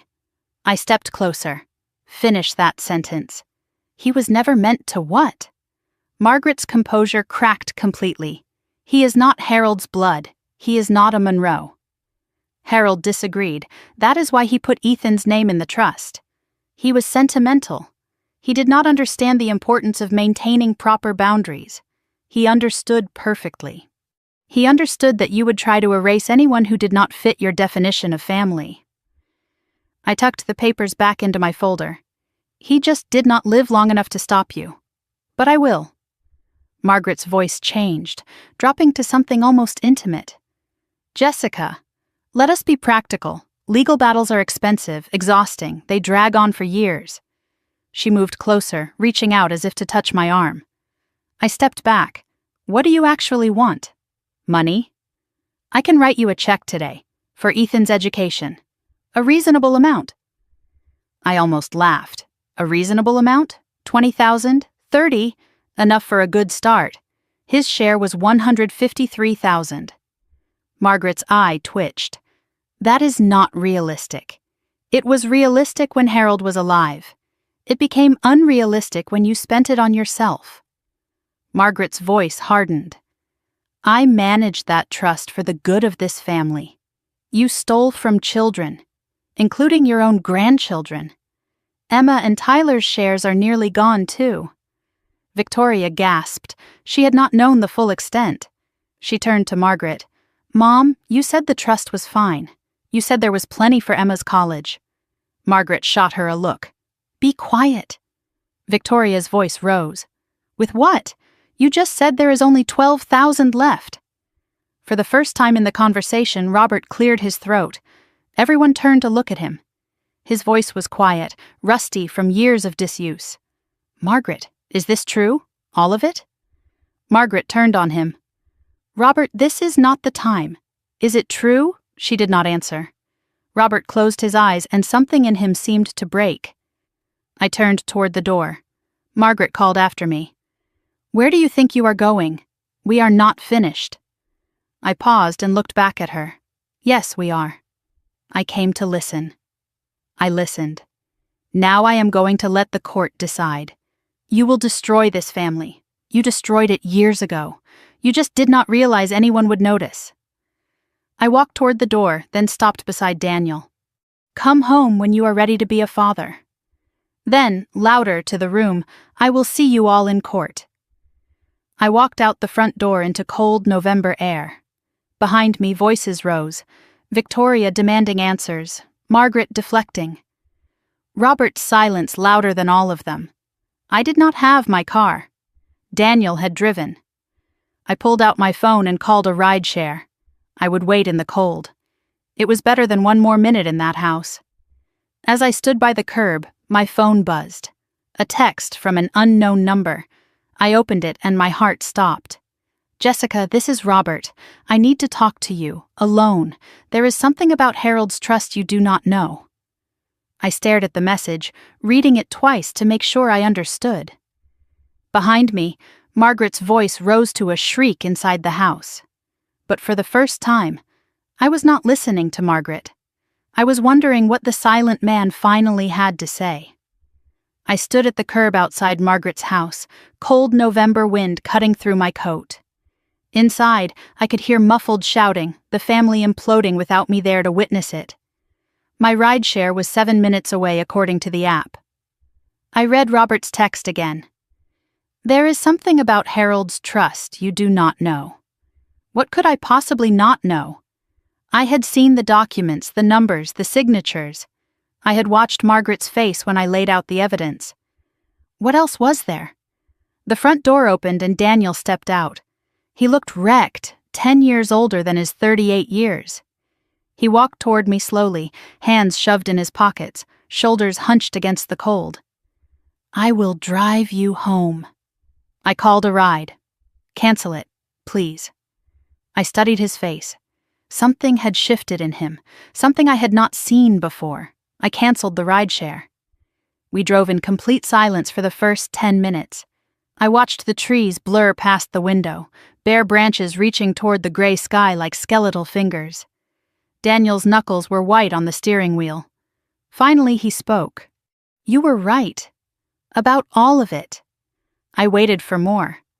I have spent my whole life pretending she was not who she is. And tonight, watching her try to buy you off, watching her blame everyone except herself, I could not pretend anymore. I did not respond. I needed more than words. But it was a start. We pulled into our driveway and sat in the parked car, engine off, neither of us moving to go inside. The house was dark. Ethan was staying at Mrs. Patterson's tonight. I had planned it that way, knowing today would be hard. The silence between us was heavy but different now. Not hostile, just exhausted. Daniel's voice cracked when he finally spoke. After you left, Victoria started screaming at Mom, asking where Emma's college money went. What did Margaret say? He laughed bitterly. She told Victoria to calm down, that she was being hysterical. The same thing she says to everyone who questions her. He turned to look at me, and I just stood there. Again. Like I always do. Why? He was quiet for a long moment, because I have been standing there my whole life, and I do not know how to do anything else. I unbuckled my seatbelt and turned to face him fully. I need to know something, and I need the truth. He nodded. Did you know? About the trust, about Ethan being removed. Did you know before I told you? His face crumpled. I did not know the details, but I knew something was wrong. How? Because Mom stopped talking about it. After Grandpa died, she mentioned the trust constantly, managing it, protecting it, making sure it was handled properly. Then suddenly, nothing. Complete silence. And I did not ask because... He trailed off. Because you did not want to know. He nodded, shame written across every line of his face. I am sorry. I am so sorry. I looked at my husband. Really looked at him. I saw the boy who had learned to survive by staying silent. I saw the man who had chosen comfort over courage for far too long. I saw someone who might finally be ready to change. Sorry is not enough, Daniel, but it is a start. I opened the car door. Come inside. We need to talk. Really talk. We sat at the kitchen table. Coffee neither of us would drink growing cold in our cups. I asked the question that had been building inside me since the family meeting. Tell me about Marcus. Daniel flinched at his brother's name. What do you want to know? Everything. Because I think whatever happened to him is why you cannot stand up to her. Daniel stared at his coffee cup for a long moment. Then he began. I was 10 when I understood the rules. Marcus was the firstborn, the heir, the one who was supposed to carry the Monroe name into the next generation. I was the spare. Loved, sure, but never essential. Mom's entire world revolved around Marcus. His achievements, his future, his perfection, and Marcus played his part perfectly. Until he didn't. He looked up at me. Marcus was 24 when he met Keisha. She was smart, beautiful, kind, everything you could want in a partner. And she was black. I felt something cold settle in my stomach. I could already see where this was going. Mom's reaction was immediate and absolute. She told Marcus that if he married Keisha, he was no longer her son, that he would be cut off from everything. The family, the money, the name. Daniel's voice dropped. Marcus thought she was bluffing. She was not. Marcus married Keisha anyway. Within a month, Margaret had removed him from the family trust entirely. She took down every photograph of him in the house. She forbade anyone from speaking his name. She changed the locks so he could not come by to visit. Daniel's hands were shaking now. I was 15 years old. I watched my brother become a ghost. He was there one day and then he was just gone. Like he had never existed at all. I asked Mom once if I could call him, just to see how he was doing. She looked at me with those cold eyes and said that if I contacted Marcus, I would be next. He finally met my gaze. I was 15, and I believed her. I believed her for 23 years. I reached across the table and took his hand. You were a child. I am not a child anymore. I have not been for a long time. And I still believed her. Until tonight. His voice cracked. Until I watched her try to pay you off with $30,000 to make my son's stolen inheritance disappear. I let the silence settle between us. Then I said what we were both thinking. She did to Ethan what she did to Marcus. erased him. Daniel nodded slowly, and I let her. Because I have been so afraid of becoming Marcus that I forgot to ask if Marcus was actually wrong. I squeezed his hand. Was he? No, he married the woman he loved. He stood up for himself. He is happy now. He has kids, a good life. He just does not have us. Have you talked to him since then? Daniel shook his head. Mom would have found out. She always finds out. The words hung in the air like a prison he had built around himself. Your mother does not control you, Daniel. She only has power because you give it to her. It does not feel that way. I know. But here is the truth. You are not 15 anymore, and Ethan is not Marcus. He is 8 years old, and he has done nothing wrong except exist in a family that decided he was not worthy. Daniel's eyes filled with tears. I know. Then prove it. Not to me, to him. Daniel squeezed my hand. What do you need me to do? I need you to stop being neutral. I need you to stop trying to keep peace with people who declared war on our son. And if she cuts me off, like Marcus, then you will know exactly what your mother's love is worth. A long pause stretched between us. Then Daniel nodded. Okay. Okay, what? Okay, I am done. I choose you. I choose Ethan. Whatever happens next, I am on your side. I wanted to believe him. I had heard promises before. But something in his eyes looked different tonight, broken open instead of broken down. Later that evening, I texted Robert back. I can meet tomorrow. Where? His response came quickly. Diner on Route 22, 10 in the morning. Do not tell Margaret. Or Daniel. I frowned at that last part. Why not Daniel? But I decided to trust the process. Tomorrow I would find out what Robert knew. Monday morning I dropped Ethan at school and drove to the diner. It was a small place off the main road, the kind of diner where nobody asked questions and everybody minded their own business. Robert was already there when I arrived, sitting in a corner booth with his back to the wall. He looked smaller than I remembered, older, worn thin by decades of living beside Margaret. He stood when I approached. Thank you for coming. I slid into the booth across from him. Your text said there is something I do not know. Robert pulled a folded envelope from his jacket. His hands trembled slightly as he held it. Harold gave this to me the week before he died. He made me promise not to open it unless Margaret did something unforgivable. I looked at the envelope, then back at Robert. And slapping an 8-year-old qualifies? Robert winced. Yes, among other things. He slid the envelope across the table.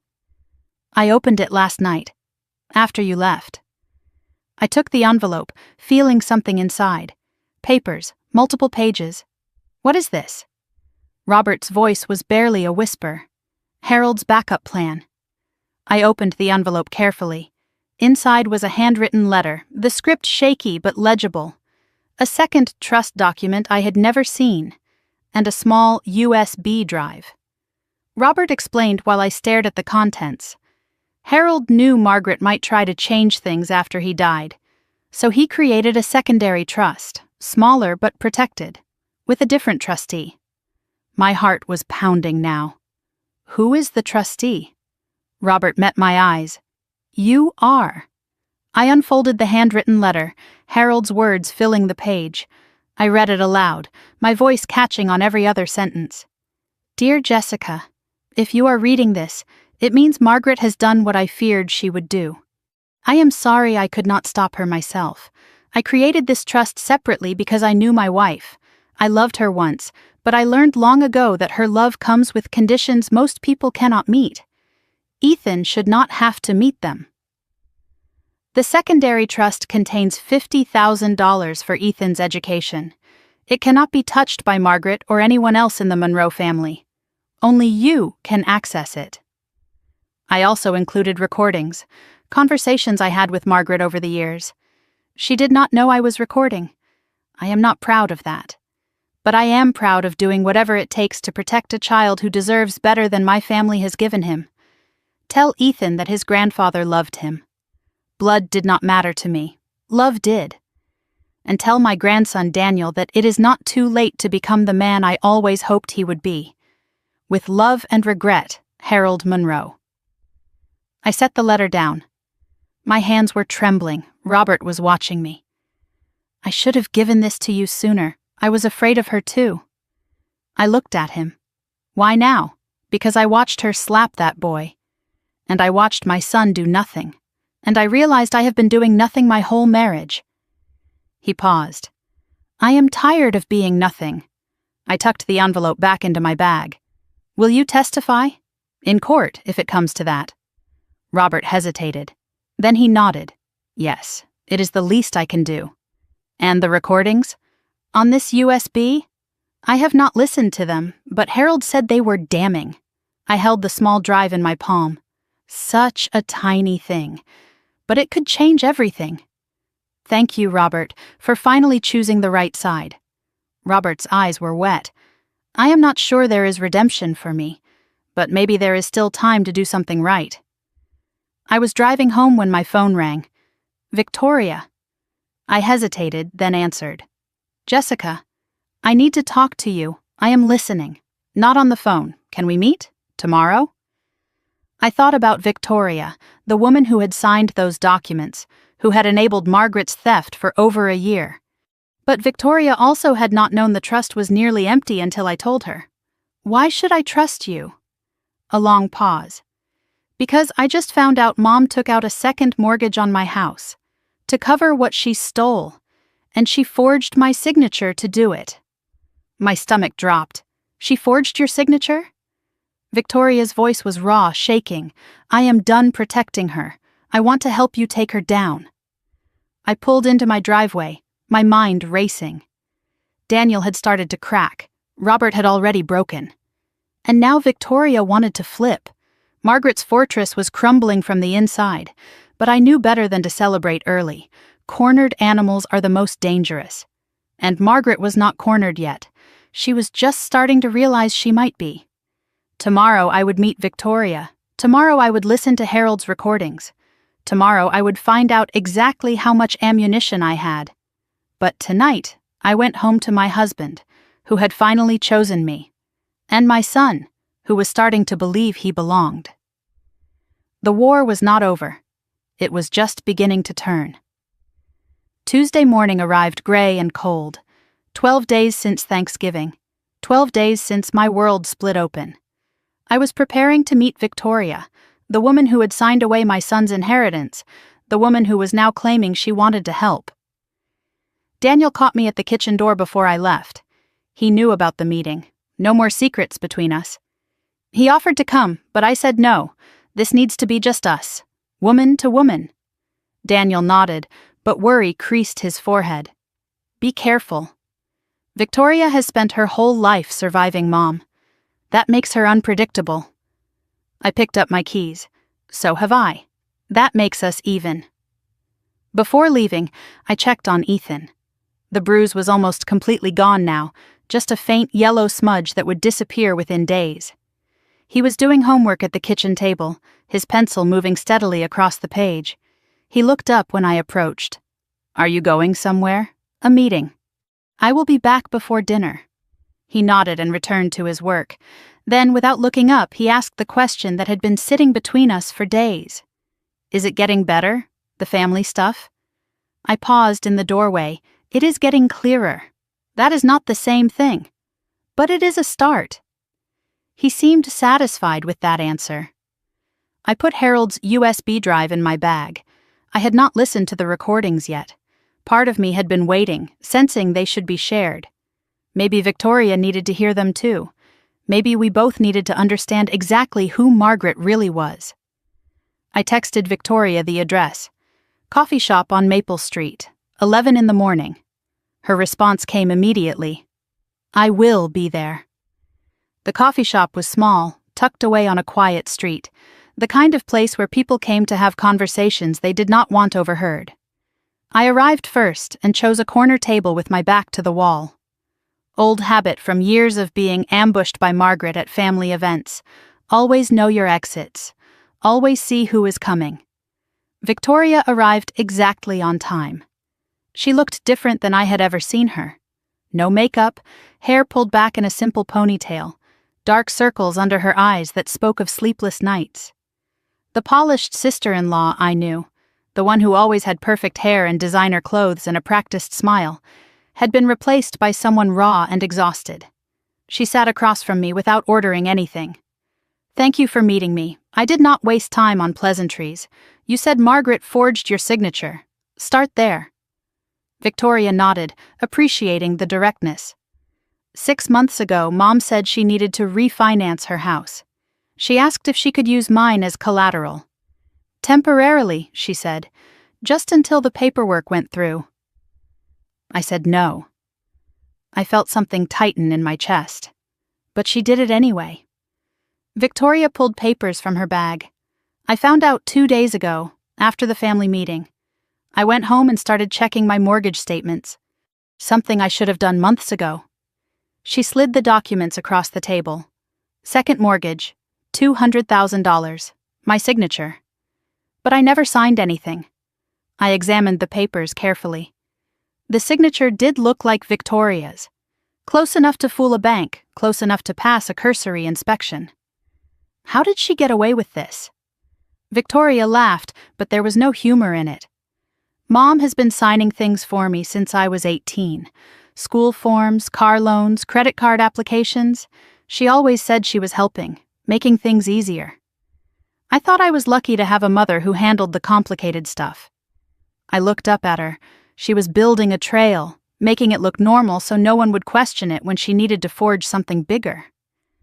Victoria's eyes filled with tears she quickly wiped away. "I have been under her financial control my entire adult life.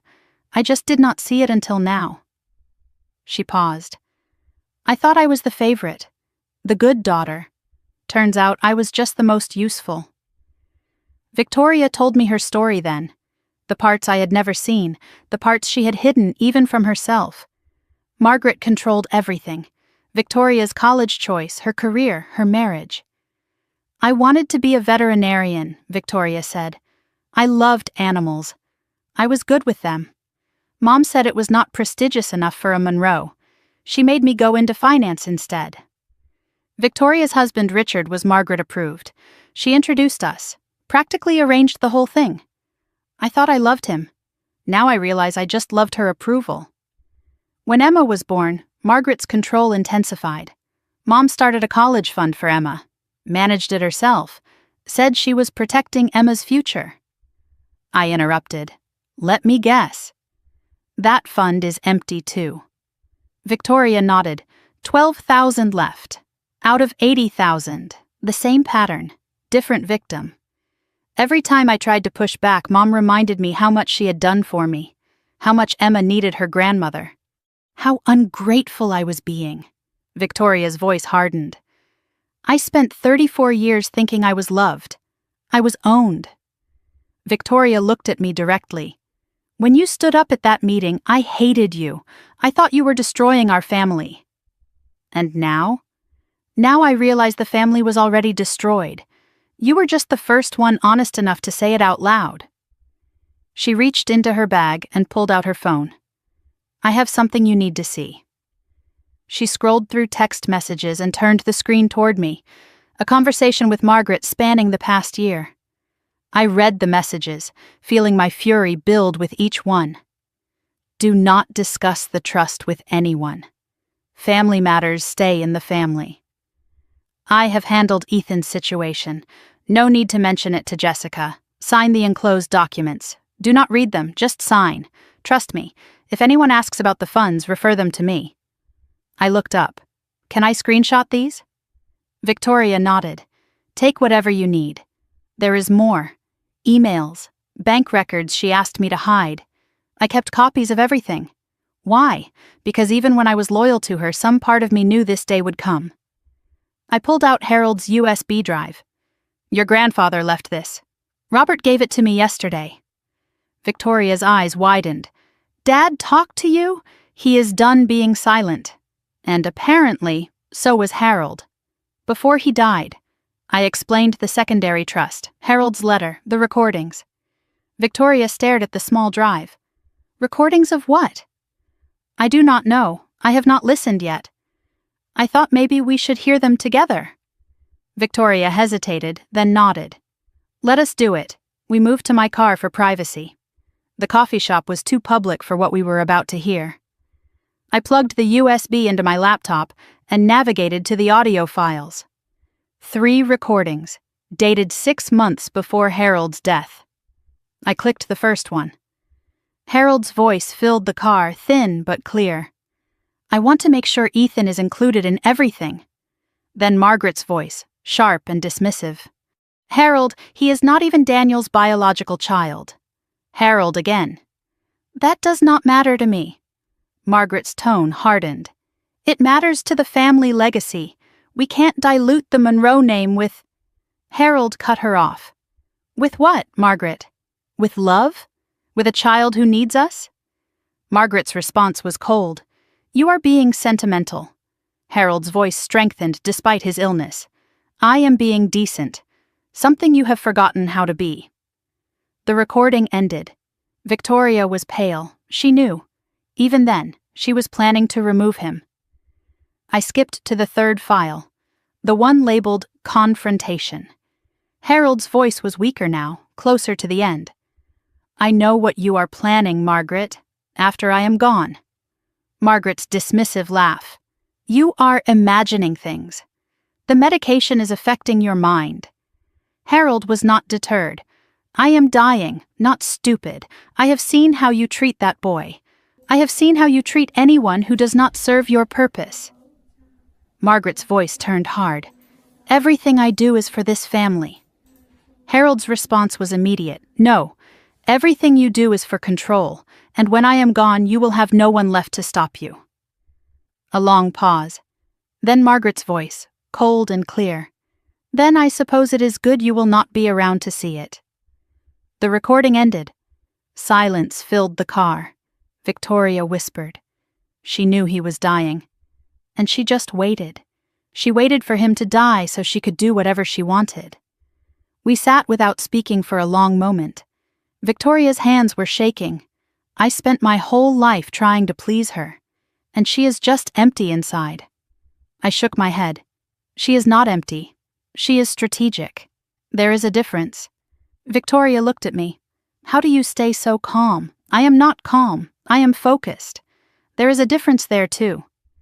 Victoria straightened in her seat, wiping her eyes. What do you need from me? Your testimony. In court. About the trust amendments, the texts, the forgery. Victoria's face paled. That means going against her publicly. Yes. She will try to destroy me. She has already been destroying you. At least this way, you fight back. Victoria was quiet, calculating the cost. Then something shifted in her expression. Emma needs to know her college fund was not stolen by a stranger. It was stolen by her grandmother. Is that a yes? It is a yes. All the way to court if that is what it takes. We shook hands. Formal, deliberate. A pact sealed. I am going to send everything to my lawyer today. The texts, the recordings, your mortgage documents. And then we wait for Margaret to realize she is surrounded. Victoria almost smiled. She is going to be furious. Good, furious people make mistakes. We exchanged phone numbers properly. Allies now, not just in-laws. Victoria said something that surprised me. I never thought I would be on this side, against my own mother. I looked at her. You are not against her. You are for your daughter, for the truth. That is different. She nodded slowly. I think I am starting to understand that. I was driving home when my phone buzzed. I pulled over to check. Unknown number. The message made my blood run cold. I know you met with Victoria. I know what you are planning. You have no idea who you are dealing with. Back off now, or I will make sure you lose everything, including that boy you think you are protecting. I stared at the screen, reading the words again. That boy. She could not even use his name. I screenshotted the message immediately and forwarded it to Emily Carter with a note. Just received this, adding to evidence file. Emily's response came within minutes. This is witness intimidation. If she contacts you again, we can add harassment charges. Do not respond to her directly." I did not respond to Margaret. But I did not delete the message either. Every word was ammunition now. I called Daniel. I told him about the text, about the threat. His voice went tight. She threatened Ethan? Not directly, but the implication is clear. Daniel was silent for a moment. Then his voice came through, harder than I had ever heard it. "I am calling her." "Daniel," Emily said, not to engage, "I am not calling as your husband. I am calling as her son. She needs to know this is the line she cannot cross." For the first time, I heard steel in his voice. "Okay, but record the call if you can, already planning on it." I arrived home to find Daniel on the phone in the kitchen. His voice was low, controlled, deadly calm. "And if you ever mention Ethan again, in any context, I will personally make sure the court knows exactly what kind of person you are." A pause while Margaret responded. Then Daniel again. "No, Mother. You listen. This is not a negotiation. This is a warning. Stay away from my family." He hung up and looked at me. "She is scared. I could hear it." "What did she say? That we are making a mistake. That we will regret this. That family forgives." "And what did you say?" Daniel's jaw tightened. "I said some families are not worth forgiving." That night, I lay awake in bed. Daniel was beside me, back in our bedroom for the first time since Thanksgiving. My phone showed the evidence folder growing larger by the hour. Victoria's texts, Harold's recordings, the threat message, Robert's documents. Margaret was cornered but not defeated. Tomorrow, Emily would file the expanded petition with all the new evidence. Tomorrow, the court battle would officially begin. But tonight, I allowed myself one small moment of hope. I had my husband back. I had allies I never expected. And Harold's voice, even from beyond the grave, was still fighting for my son. The wall around Margaret Monroe was cracking, and soon it would fall. 2 months had passed since Thanksgiving. 2 months of depositions and document requests and strategy sessions. 2 months of watching Margaret's lawyers scramble to contain the damage. February had arrived cold and gray, but today the sun was breaking through the clouds like a promise. Today was the deposition. Today Margaret Monroe would face questions under oath for the first time. I woke before dawn, my mind already racing through everything that needed to happen. Daniel was awake too, making coffee in the kitchen, moving quietly so he would not wake Ethan. Neither of us had slept well. The weight of what was coming pressed down on us like a physical thing. I dressed carefully, professionally. A navy blazer, simple jewelry, nothing flashy. Emily's advice echoed in my mind. Do not give them anything to react to. Let the evidence do the talking. Ethan was still asleep when I checked on him. He was staying with Mrs. Patterson today. He did not need to know what was happening, did not need to carry this weight. Before I left, I stood in his doorway and watched him breathe. His face was peaceful, unmarked, the bruise long gone. I whispered words he could not hear. "This is for you, baby." Then I closed the door and went to meet my husband. Daniel drove us to the Dauphin County Courthouse in Harrisburg. The building was imposing, all stone columns and wide steps, and the American flag snapping in the winter wind. I had my folder in my bag, though Emily had copies of everything. Daniel squeezed my hand before we got out of the car. "Whatever happens today, we did the right thing." I looked at him. "I know, but I still want to win." He almost smiled. "So do I." We walked up the steps together. Emily Carter's conference room had been transformed into a legal battlefield. Long table, water pitchers, recording equipment positioned precisely. A court reporter sat in the corner, fingers poised over her stenotype machine, ready to capture every word. Emily greeted me with a firm nod. "Ready? More than ready." The opposition arrived exactly on time. Margaret walked through the door like she owned the building, her chin lifted, her posture perfect. She was dressed impeccably in a designer suit and pearls, her hair styled, her makeup flawless. But I noticed things she could not hide. The way her hands trembled slightly, the tightness around her eyes, the gauntness in her cheeks that had not been there 2 months ago. Her lawyer, Gerald Whitmore, walked beside her. Silver-haired, expensive, the kind of attorney who billed $500 an hour and looked it. Margaret's eyes found mine across the room. Something flickered there. Contempt, maybe, or fear. She masked it quickly. "Jessica, I hope we can resolve this like adults." I did not respond. Emily stepped forward. "Mrs. Monroe, please have a seat. We have a lot to cover." We took our positions.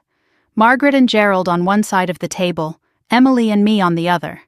The court reporter announced the date, time, and participants for the record. Gerald spoke first, his voice smooth with practiced confidence. "My client is here voluntarily, in good faith, to address these baseless accusations." Emily smiled thinly. "We will let the evidence determine what is baseless." I watched Margaret's hands. She was gripping her pen too tight, her knuckles white. The first crack in the armor. Emily opened her folder. "Let us begin." Emily started with basics, her tone casual, almost friendly, lulling Margaret into a false sense of security. "Mrs. Monroe, you were appointed trustee of the Harold Monroe Educational Trust in April 2023, correct?" Margaret nodded. "Yes. My late father-in-law trusted me to manage his legacy. And the original beneficiaries were Emma Monroe, Tyler Monroe, and Ethan Wilson Monroe?" Margaret's jaw tightened almost imperceptibly. The original document had some irregularities. Emily did not miss a beat. Irregularities? Harold Monroe signed this document 6 months before his death. He was examined by his physician that same week and declared mentally competent. "Are you suggesting he did not know what he was signing?" Gerald interjected. "My client is not qualified to speak to the deceased's mental state." Emily pivoted smoothly. "Then, let us speak to actions. Mrs. Monroe, did you amend this trust 3 months after Harold's death?" Margaret's voice was careful. "I made necessary adjustments." Emily produced the amended trust document, sliding it across the table. "This amendment removed Ethan Wilson Monroe from the beneficiary list. Can you explain why?" Margaret's answer came too quickly, rehearsed. "He was not an appropriate beneficiary." "Based on what criteria?" "He is not a blood relative of the Monroe family." Emily's eyebrows rose. "Interesting."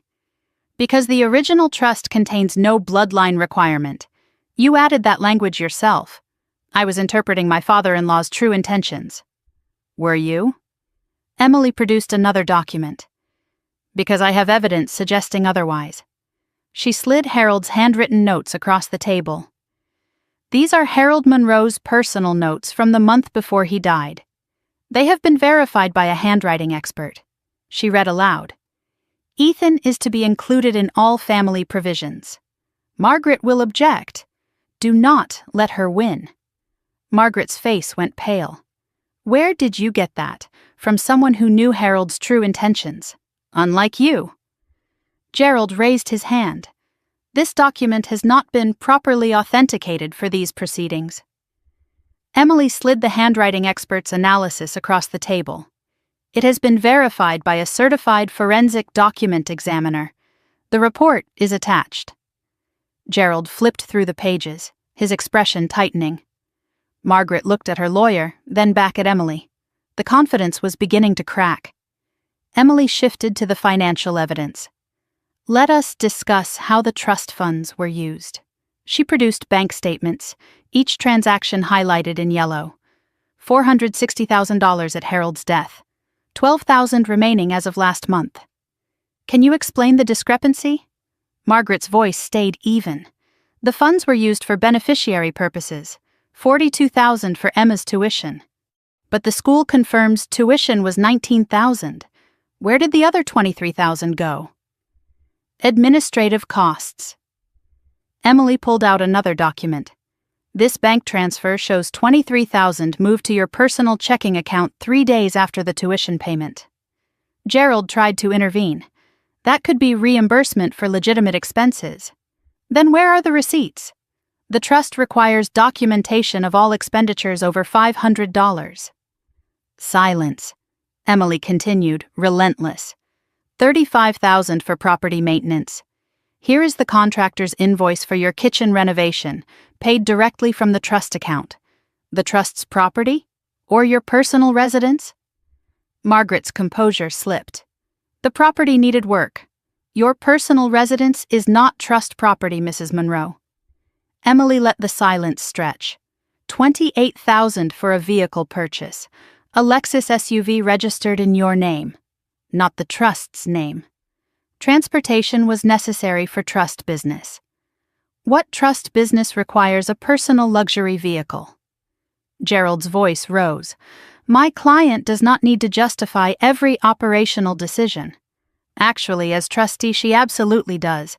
That is what fiduciary duty means. Emily stood and walked slowly around the table. Let me be clear about what we have established. You removed a child from his grandfather's trust without legal authority. You spent 97% of the funds on personal expenses. You failed to provide required documentation or annual statements, and you concealed all of this from the beneficiary's guardians. Margaret's voice wavered. I was protecting the family. You were stealing from children, including your own grandchildren. Gerald spoke quickly. I need a moment with my client. Emily nodded. Of course. But we are not finished. Not by a long way. During the 5-minute recess, I stepped into the hallway. My phone buzzed. Daniel, how is it going? I typed back. She is rattled. Emily has not even played the recordings yet. His response came immediately. Give her hell. I almost smiled. That is the plan. We reconvened. Margaret looked composed again. She had rallied during the break, rebuilt some of her walls. Gerald spoke first.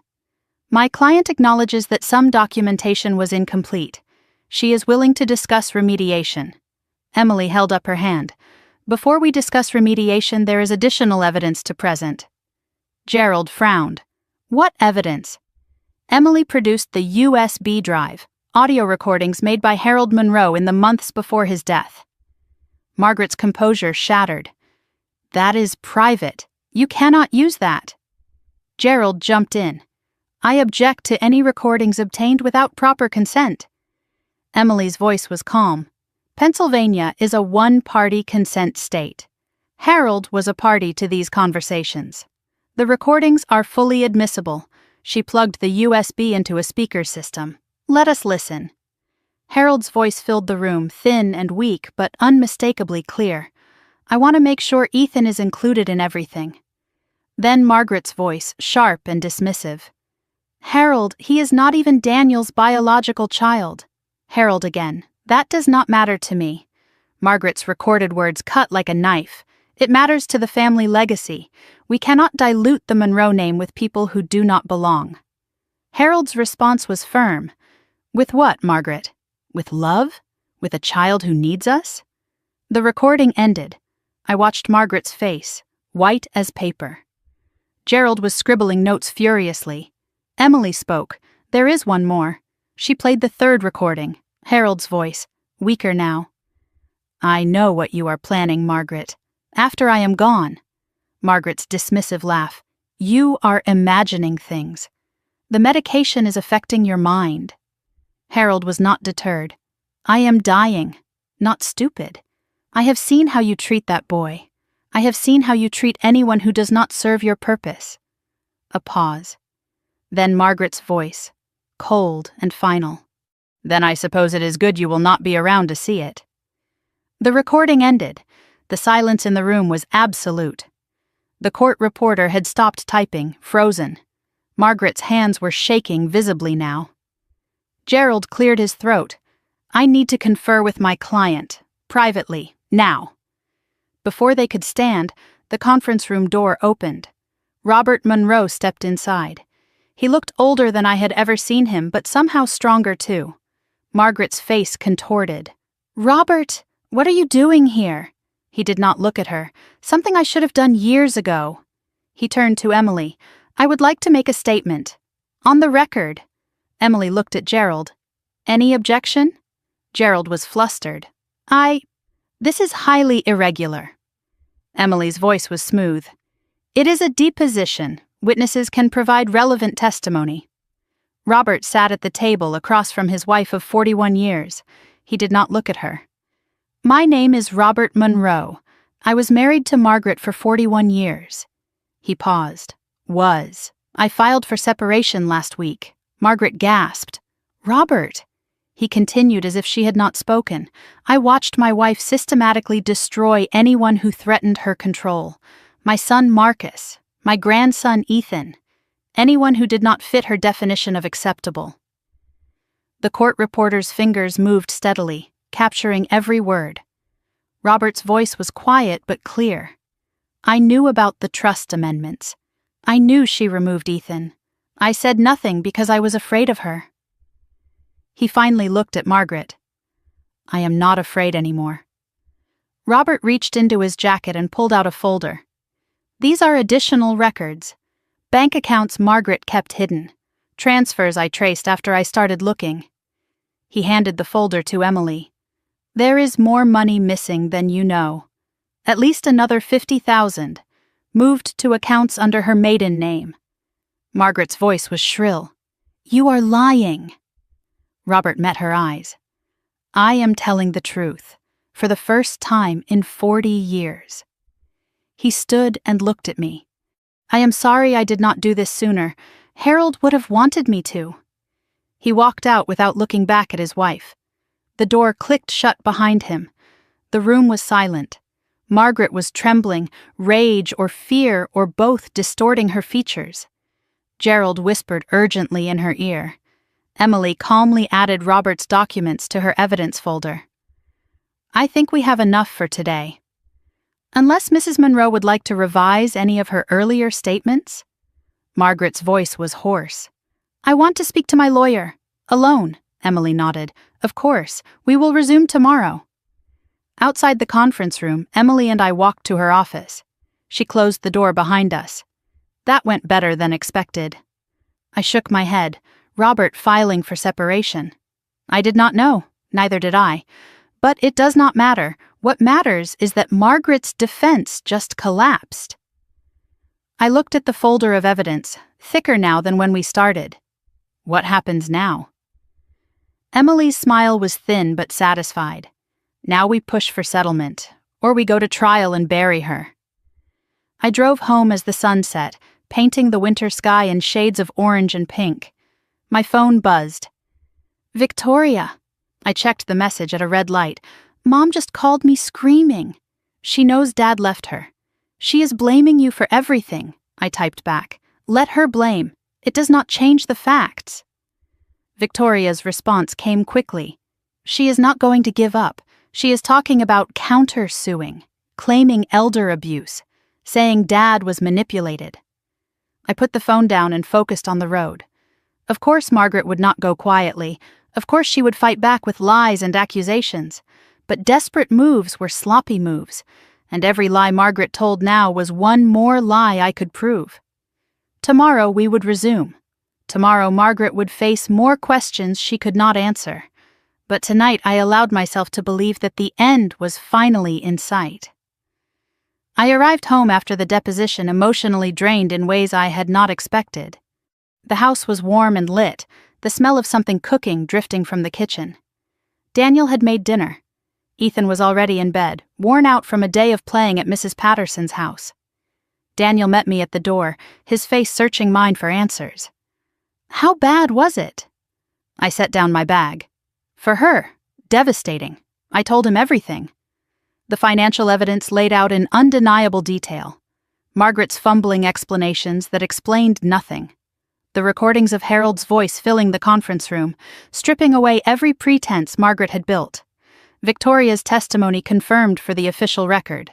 And then Robert's appearance. His quiet devastation of everything Margaret thought she had secured. Daniel listened without interrupting, his expression cycling through shock, shame, and something that looked almost like relief. When I finished, he sat heavily on the couch. Dad filed for separation? I sat beside him. Last week. He did not tell anyone. Daniel stared at the carpet. 41 years. And he finally walked away. I reached for his hand. He said he was tired of being afraid. Daniel's voice was quiet. I know the feeling. We sat in silence for a moment, processing everything that had happened. Then I remembered.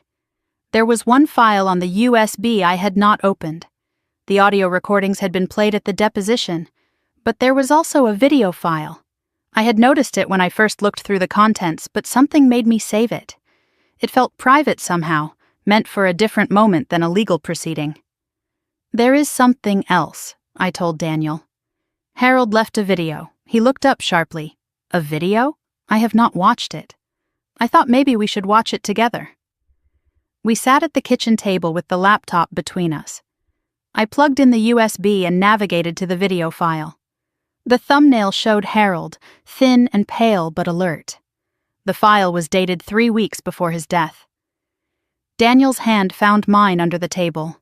His grip was tight. I clicked play. Harold's face filled the screen.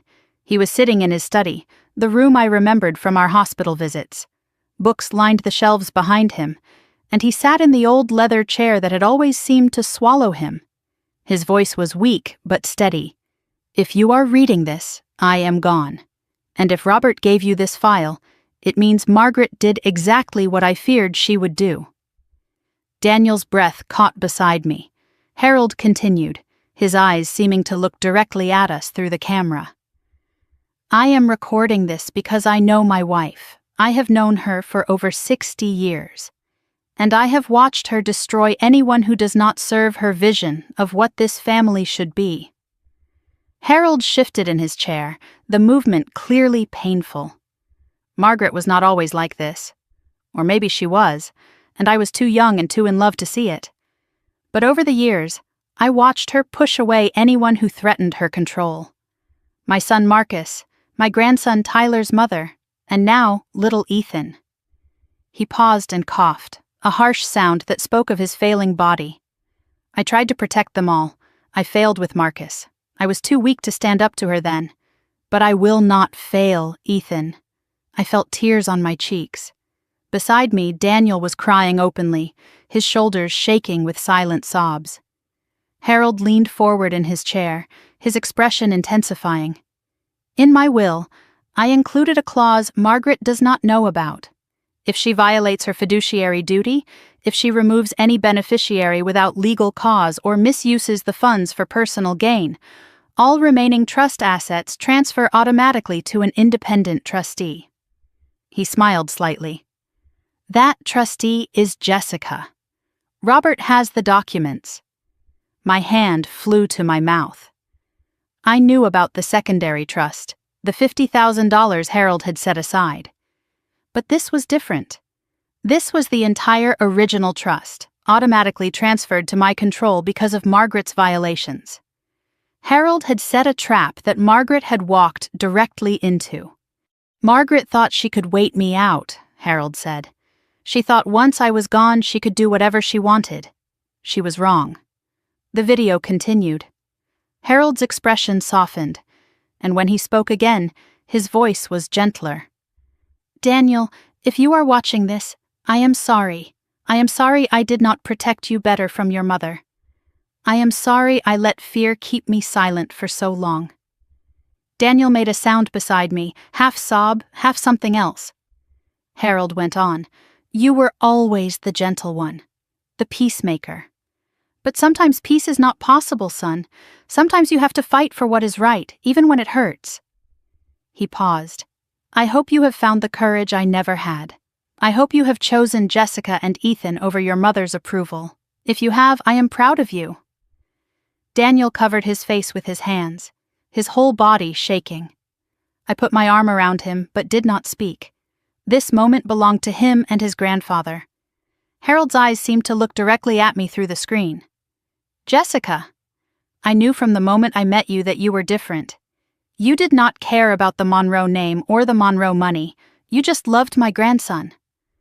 I wiped my eyes, trying to see through the tears. I also knew Margaret would never accept you. Or Ethan. She does not know how to love without conditions. Harold's voice strengthened. "But you do. That is why I am trusting you with my legacy, not the money. That is just paper.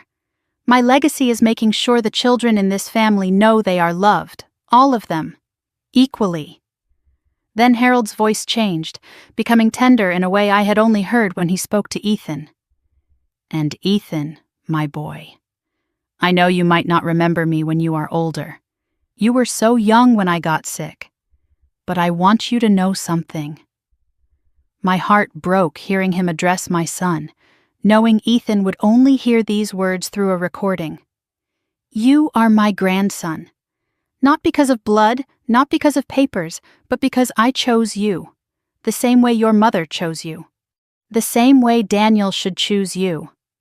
Harold smiled at the camera. "Family is not who you are born to, son. It is who shows up for you.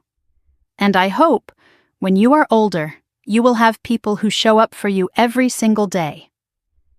He reached toward the camera, as if trying to touch Ethan's face through the screen. "Be brave, be kind, and never let anyone tell you that you do not belong." The video ended. Daniel and I sat in silence, the kitchen suddenly too quiet. The weight of Harold's words hung in the air around us. Daniel spoke first, his voice raw. He knew. He knew exactly what she would do. He tried to stop her the only way he could. His voice cracked. "And I spent my whole life trying to earn her approval, while Grandpa spent his last months protecting us from her." Daniel stood and walked to the window. "I wasted so much time, so many years being afraid of her." I joined him, putting my hand on his shoulder. "You are not afraid anymore." "No, I am angry." He turned to face me. "I am angry at her for what she did to Marcus, to Ethan, to you, and I am angry at myself for letting it happen." I looked into his eyes. "You cannot change the past, but you can change what happens next." He nodded slowly. "Send the video to Emily, all of it." "Are you sure?" Grandpa wanted it used. He made this recording knowing it might end up in court. He looked at me with something new in his eyes. "Let us finish what he started." I forwarded the video file to Emily Carter that night. Her response came within an hour, despite the late time. "This changes everything. The secret clause makes the original trust violations even more damaging. And the video itself is devastating testimony from the grave," she continued. "I am recommending we push for full removal of Margaret as trustee, recovery of all misused funds, and potentially refer this to the district attorney for criminal fraud charges." I showed Daniel the message. His jaw tightened. "Do it. No hesitation. No looking back." The next morning, news traveled fast through the Monroe family. By breakfast, my phone was buzzing constantly. Victoria texted, "I heard about the video. Mom is losing her mind." One of the aunts sent a confused message. "Is it true Robert left Margaret?" A cousin I barely knew asked what was happening, saying no one would tell him anything. The family was fracturing along new lines. I called Victoria. "How bad is it?" She sounded exhausted. "She has been calling everyone in the family, trying to spin this, saying Dad was manipulated, that you coerced him, that the recordings are fake. Is anyone believing her?" "Some. The older relatives, the ones who have always been afraid of her." Victoria paused. "But most people are starting to ask questions. Questions she cannot answer. Like what? Like why did Dad leave after 41 years? Like where did the money go? Like why did Grandpa Harold feel the need to make secret recordings?" Victoria's voice hardened. "The lies only work when no one looks too closely." "You made them look." I texted Robert, "Thank you for yesterday. Are you okay?" His response took an hour. "I am staying with my sister in Maryland. First peace I have had in 40 years. Then another message. "I should have done this decades ago." "I am sorry it took so long," I replied. It is not too late to do the right thing. Robert's response made my throat tighten. That is what Harold said to me. The last time I saw him. Harold's influence was still reaching across time, shaping events even after death. Even gone, he was still fighting. That afternoon, Daniel's phone rang. He checked the screen and showed me. Mom. I said he did not have to answer. He shook his head. Yes, I do. One last time. He put it on speaker so I could hear. Margaret's voice was ragged, nothing like the controlled woman who had commanded rooms and intimidated everyone around her for decades. Daniel, you have to help me. Daniel's voice was calm. Help you with what? This has all gone too far. Your father has lost his mind. Jessica has poisoned everyone against me. You have to make them stop. Daniel did not flinch. Make who stop? The lawyers, the court, everyone. This is a family matter. It should stay in the family. Daniel's response was immediate. You stole from your own grandchildren. You hit an 8-year-old. You forged Victoria's signature on a mortgage. Margaret's voice rose, defensive. Those are lies, exaggerations. Everything I did was for this family, for control. You did it for control. The line went silent for a moment. When Margaret spoke again, her voice had changed. Colder, harder. After everything I have done for you, after everything I sacrificed, you are choosing that woman and her brat over your own mother. Daniel's face went still. Her brat. His name is Ethan, and he is my son. Margaret's response was venomous. He is not your son. He is not your blood. He is nothing. Daniel cut her off. He is more family to me than you have ever been. Margaret's voice turned to ice. You will regret this. When you lose everything, when she takes everything from you, do not come crawling back. Daniel's response was final. I will not. Goodbye, Mother. He hung up. His hands were shaking, but his voice was steady when he looked at me. Are you okay? He was quiet for a moment. No, but I will be. He looked at me.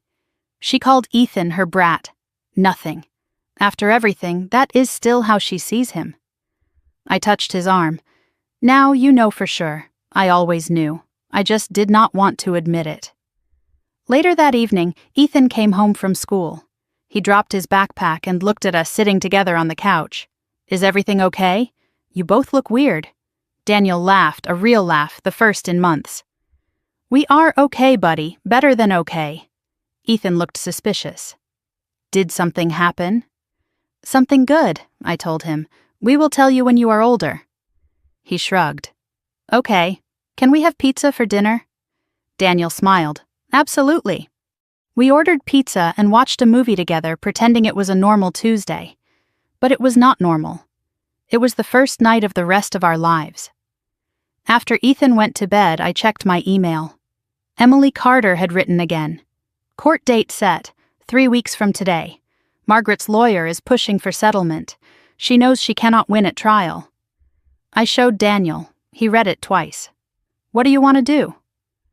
I thought about Harold's video, Robert's testimony, Victoria's evidence, the recordings, the documents. Everything Margaret had built was crumbling. I want her to face what she did. In a courtroom, on the record. Daniel nodded. Then that is what we will do. I typed my response to Emily. No settlement. We go to trial. I hit send. 3 weeks. 3 weeks until Margaret Monroe finally faced justice. Harold could not see this moment, but he had made it possible, and I intended to honor that gift. Late March arrived with the first warm day after a brutal winter. 4 months had passed since Margaret slapped Ethan at that Thanksgiving table. 4 months of depositions and evidence gathering and sleepless nights. 4 months of watching Margaret's world slowly crumble around her. Today, it would all end. Today was the trial. I woke before dawn, my eyes opening to darkness, my mind already racing through everything that needed to happen. Daniel was awake beside me, staring at the ceiling. Neither of us had slept well. We got up without speaking and moved through the house like ghosts, making coffee, checking documents, preparing for war. Ethan was staying with Mrs. Patterson. He did not need to see this. He did not need to carry this weight. Before I left, I stood in his doorway one last time. He was still asleep, his face peaceful in the early morning light. I thought about everything that had brought us to this moment. The slap, the silence, the discovery of the stolen inheritance. Harold's voice reaching across death to protect the grandson he had chosen to love. I whispered words Ethan could not hear. "This is for you, baby." Then I closed the door. Daniel drove us to the Dauphin County Courthouse in Harrisburg. The building loomed against the morning sky, all stone columns and wide steps and American flags snapping in the spring breeze. I had my folder in my bag, though Emily had copies of everything. We parked and sat for a moment, neither of us moving. Daniel squeezed my hand. "Whatever happens today, we did the right thing." I looked at him. "I know, but I still want to win." He almost smiled. "So do I." We walked up the steps together, side by side, ready for whatever came next. The courtroom was smaller than I expected. Wood paneling, fluorescent lights, rows of wooden benches. Not the dramatic setting of television dramas, just a room where lives got decided. Emily Carter was already at the plaintiff's table, files organized, laptop open, ready for battle. She nodded when she saw me. Ready? More than ready. Margaret arrived with Gerald Whitmore a few minutes later. I barely recognized her. She had aged decades in 4 months. Gaunt, gray-skinned, smaller somehow. The polished matriarch in designer suits had been replaced by a woman dressed in black, like she was attending her own funeral. Maybe she was. Gerald walked beside her, his silver hair perfectly styled, his expensive suit pressed and pristine. But even he looked nervous. I looked around the courtroom gallery. Victoria sat behind me, ready to be called as a witness. Robert was there too, seated separately from Margaret, his face grim but resolved. A few relatives were scattered through the benches, choosing sides with their seating. Daniel sat directly behind me, close enough that I could feel his presence. Margaret scanned the room, saw her husband, her children, her family all positioned against her. Something flickered across her face. Fear, maybe. Or the beginning of understanding. Then her mask returned, harder than ever. All rise. The Honorable Judge Patricia Thornton presiding. Judge Thornton entered the courtroom, her black robe flowing behind her. She was a black woman in her 60s, with silver hair and reading glasses perched on her nose. I had heard she had a reputation for fairness and zero tolerance for nonsense. She took her seat and reviewed her papers briefly. "We are here in the matter of Monroe versus Monroe. Petition for removal of trustee and recovery of trust assets. Is counsel ready?" Emily stood. "Ready, Your Honor." Gerald rose as well. "Ready, Your Honor." Judge Thornton nodded. "Then let us begin." Emily's opening was precise and devastating.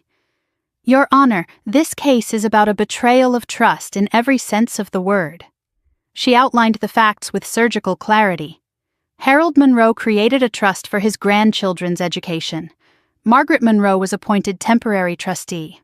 Within months of Harold's death, Margaret removed one beneficiary, spent 97% of the funds on personal expenses, and concealed these actions from the other beneficiaries' guardians.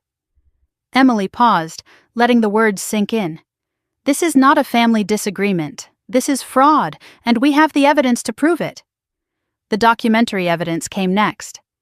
Emily presented each document methodically, building her case like a brick wall. The original trust with all 3 beneficiaries listed. The amended trust with Ethan's name removed. Harold's handwritten notes explicitly including Ethan. Bank statements showing personal expenditures. Contractor invoices matching trust withdrawals. Vehicle registration in Margaret's personal name. Each document was entered into evidence, each one another nail in Margaret's coffin. Gerald objected occasionally. Hearsay, relevance, improper foundation. Judge Thornton overruled most of them. The paper trail was damning and undeniable. Emily called Victoria Monroe to the stand. Victoria walked past her mother without looking at her face pale but determined. She was sworn in and took her seat. Emily approached. "Ms. Monroe, did you witness the amendment to the Harold Monroe Educational Trust?" "Yes." "Can you describe the circumstances?" Victoria took a breath. "My mother presented documents for me to sign. She said it was routine paperwork. She told me not to read it, just to sign and trust her." "Did you read it?" "No, I trusted my mother." Emily let the silence stretch. "Do you regret that now?" Victoria looked at Margaret for the first time since taking the stand. "More than I can say." Gerald's cross-examination tried to paint Victoria as a disgruntled daughter seeking revenge. It did not land. Her testimony was too specific, too painful to be manufactured. When she stepped down, her eyes met mine briefly. A small nod of solidarity. We were in this together now. Emily addressed the judge. "Your Honor, I would like to introduce audio recordings made by Harold Monroe before his death." Gerald objected immediately. These recordings were made without my client's knowledge. Emily's response was calm. "Pennsylvania is a one-party consent state. Harold Monroe was a party to these conversations. The recordings are admissible." Judge Thornton considered for a moment. "Objection overruled. You may proceed." Emily set up the audio system. The courtroom went quiet. Then Harold's voice filled the room, thin and weak but unmistakably clear. "I want to make sure Ethan is included in everything." Margaret's recorded voice responded, sharp and dismissive. "Harold, he is not even Daniel's biological child." Harold again. "That does not matter to me." Margaret's words cut through the courtroom. "It matters to the family legacy. We cannot dilute the Monroe name with people who do not belong." Harold's response was firm. "With what, Margaret? With love? With a child who needs us?" The recording ended. Judge Thornton's expression was unreadable, but she made a note on her pad. I watched Margaret. White as paper.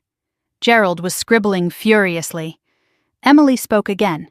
"One more recording, Your Honor." She played the final file. Harold's voice weaker now. "I know what you are planning, Margaret. After I am gone." Margaret's dismissive laugh. "You are imagining things. The medication is affecting your mind." Harold was not deterred. "I am dying, not stupid. I have seen how you treat that boy. I have seen how you treat anyone who does not serve your purpose." A pause. Then Margaret's voice, cold and final. "Then I suppose it is good you will not be around to see it." The recording ended. A murmur rippled through the gallery. Judge Thornton removed her glasses and looked directly at Margaret. Margaret stared straight ahead, jaw clenched, hands trembling in her lap. Then Emily played the video. Harold's face appeared on a screen mounted on the courtroom wall, his voice explaining Margaret's expected betrayal. His messages to Daniel, to me, to Ethan. When he said, "Family is not who you are born to, it is who shows up for you," I heard someone in the gallery sob. "It might have been Robert." Gerald called Margaret to testify in her own defense. She walked to the stand slowly, the confident stride from the deposition completely gone. She was sworn in and sat down, her hands folded in her lap. Gerald led her through prepared testimony. She was protecting the family's interests. Harold was confused in his final months. The amendments were necessary corrections. The expenditures were legitimate trust business. Her voice was controlled, rehearsed. But her eyes kept darting to the evidence folders on Emily's table. Emily approached for cross-examination. "Mrs. Monroe, you testified that Harold was confused, but he managed to make detailed recordings, write clear notes, and establish a secondary trust with specific provisions. Does that sound confused to you?" Margaret's answer came too quickly. He had good days and bad days. Emily nodded. "These recordings span several weeks. A lot of good days." Margaret did not respond. Emily continued. "You also testified that you were protecting family interests. Whose interests were protected when you renovated your kitchen with trust funds? Margaret's voice tightened. The property needed maintenance. Your personal residence is not trust property, Mrs. Monroe. Emily stepped closer. Let me ask you directly. Why did you remove Ethan Wilson Monroe from the trust? Margaret's composure finally cracked. Because he is not a Monroe. Harold included him specifically. Harold was wrong. Emily's voice was soft, almost gentle. Wrong to love his grandson? Margaret's voice rose, something breaking loose inside her. That boy is not his grandson. He is not Daniel's son. He is not family. He is nothing but a reminder that my son married beneath him. She stopped, realizing what she had said. The courtroom was frozen. Judge Thornton leaned forward. Mrs. Monroe, are you stating that you removed a beneficiary based on personal prejudice rather than any legal or fiduciary concern? Margaret looked at her lawyer, then back at the judge. Her voice was barely audible. I was protecting the family. Judge Thornton's expression was ice. That is not what I asked. Margaret did not answer. Gerald's closing argument was brief and defensive, full of appeals to family privacy and reconciliation. It sounded hollow after what the courtroom had just witnessed. Emily's closing was surgical. Harold Monroe created a trust to protect his grandchildren, all of them. Margaret Monroe violated that trust legally, financially, and morally. She stole from children. She lied under oath.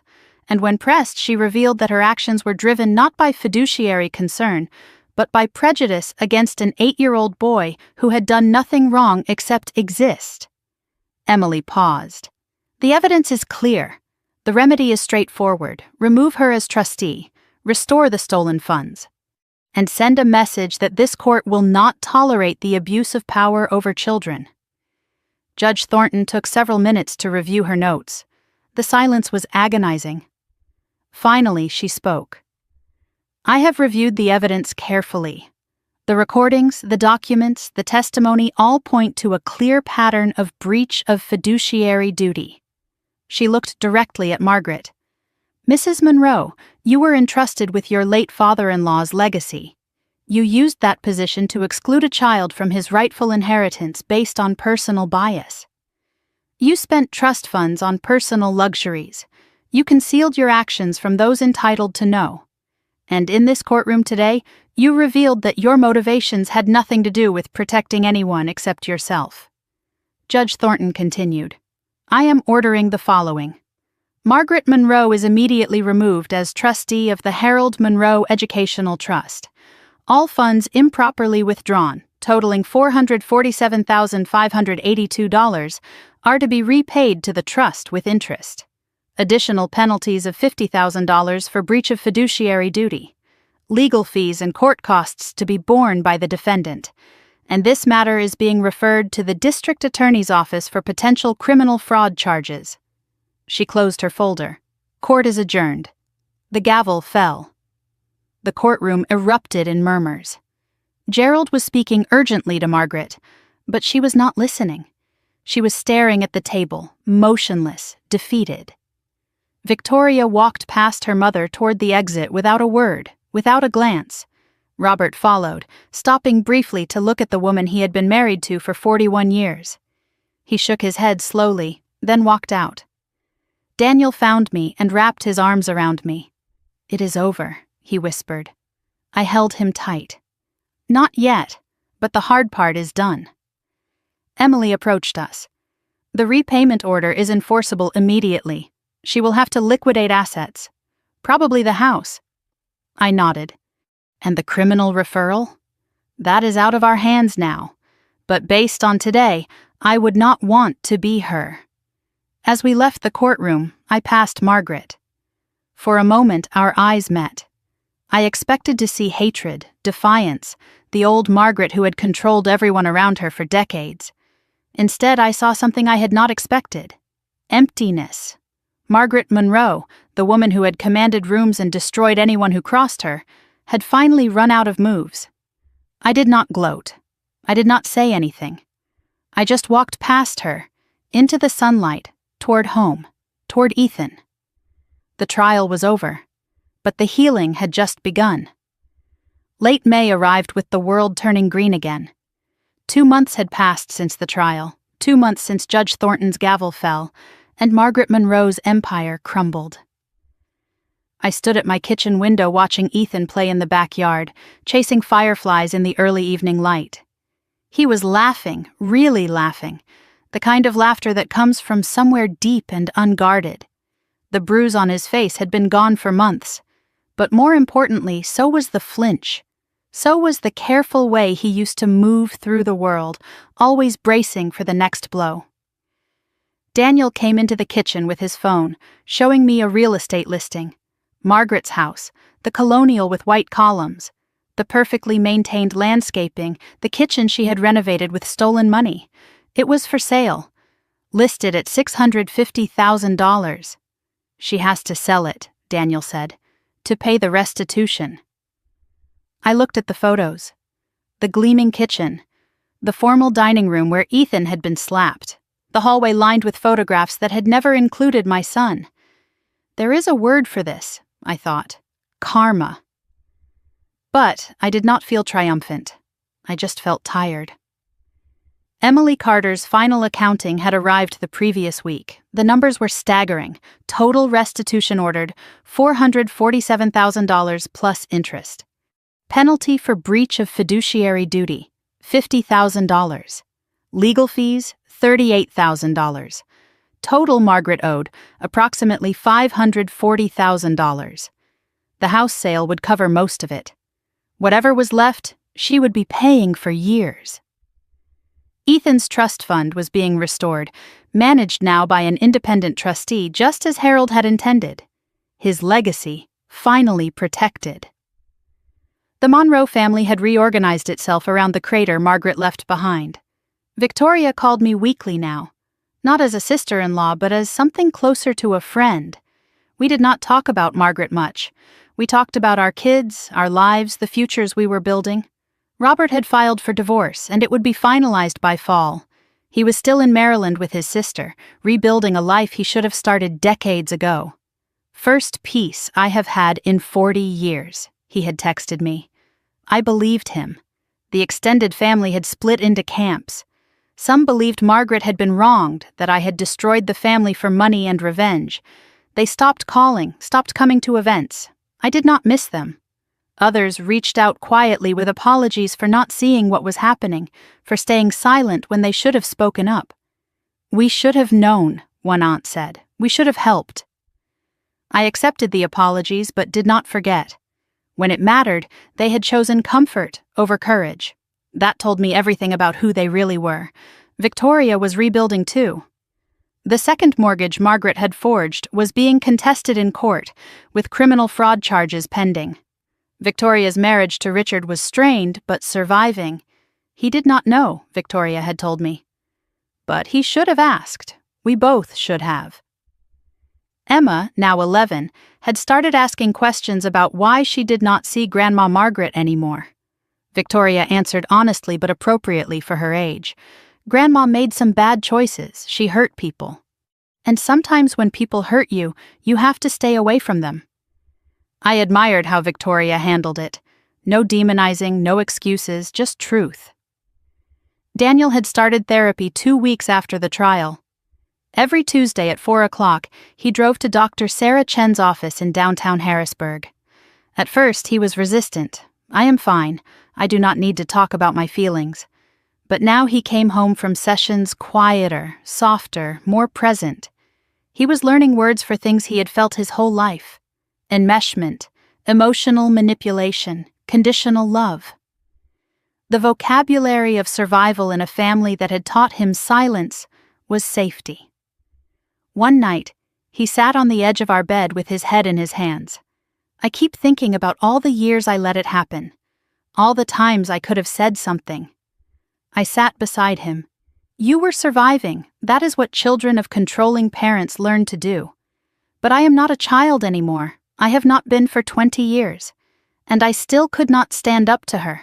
You did stand up to her. When it mattered most, you chose us. He looked at me, something raw in his eyes. What if I had never chosen? What if you had not forced the issue? I did not have an answer. Some questions are better left unasked. 3 weeks ago, Daniel had made a phone call he had been avoiding for 23 years. Marcus answered on the second ring. The conversation was awkward at first, too much time and too much silence between them, but then Marcus said something that changed everything. I always hoped you would call. I never stopped hoping. They had talked 4 times since then. Marcus and Keisha had 3 kids now, teenagers almost grown, cousins Ethan had never met. I want to change that, Daniel told me. I want Ethan to know his real family. Then let us make it happen, I said. We were planning a trip to Chicago for the summer. A family reunion 23 years overdue. The biggest change was in Daniel's relationship with Ethan. He was present now in ways he had not been before. Homework help every evening, bedtime stories read in funny voices, weekend adventures to parks and museums and anywhere Ethan wanted to go. Last Saturday, they built a birdhouse together. It was crooked and imperfect and absolutely beautiful. Ethan kept it on his windowsill. Dad made this with me, he told everyone who visited. Daniel teared up every time he heard it. Ethan had been seeing a child therapist, too. Dr. Williams specialized in family trauma, and the sessions were play-based, gentle, effective. I did not know everything they discussed. That was Ethan's space. But I saw the results. He slept through the night now.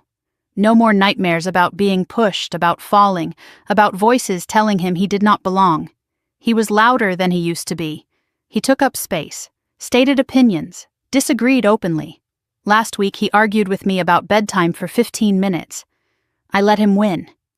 Not because he was right, but because watching him advocate for himself felt like victory. The question he used to ask, the one that haunted me, had stopped.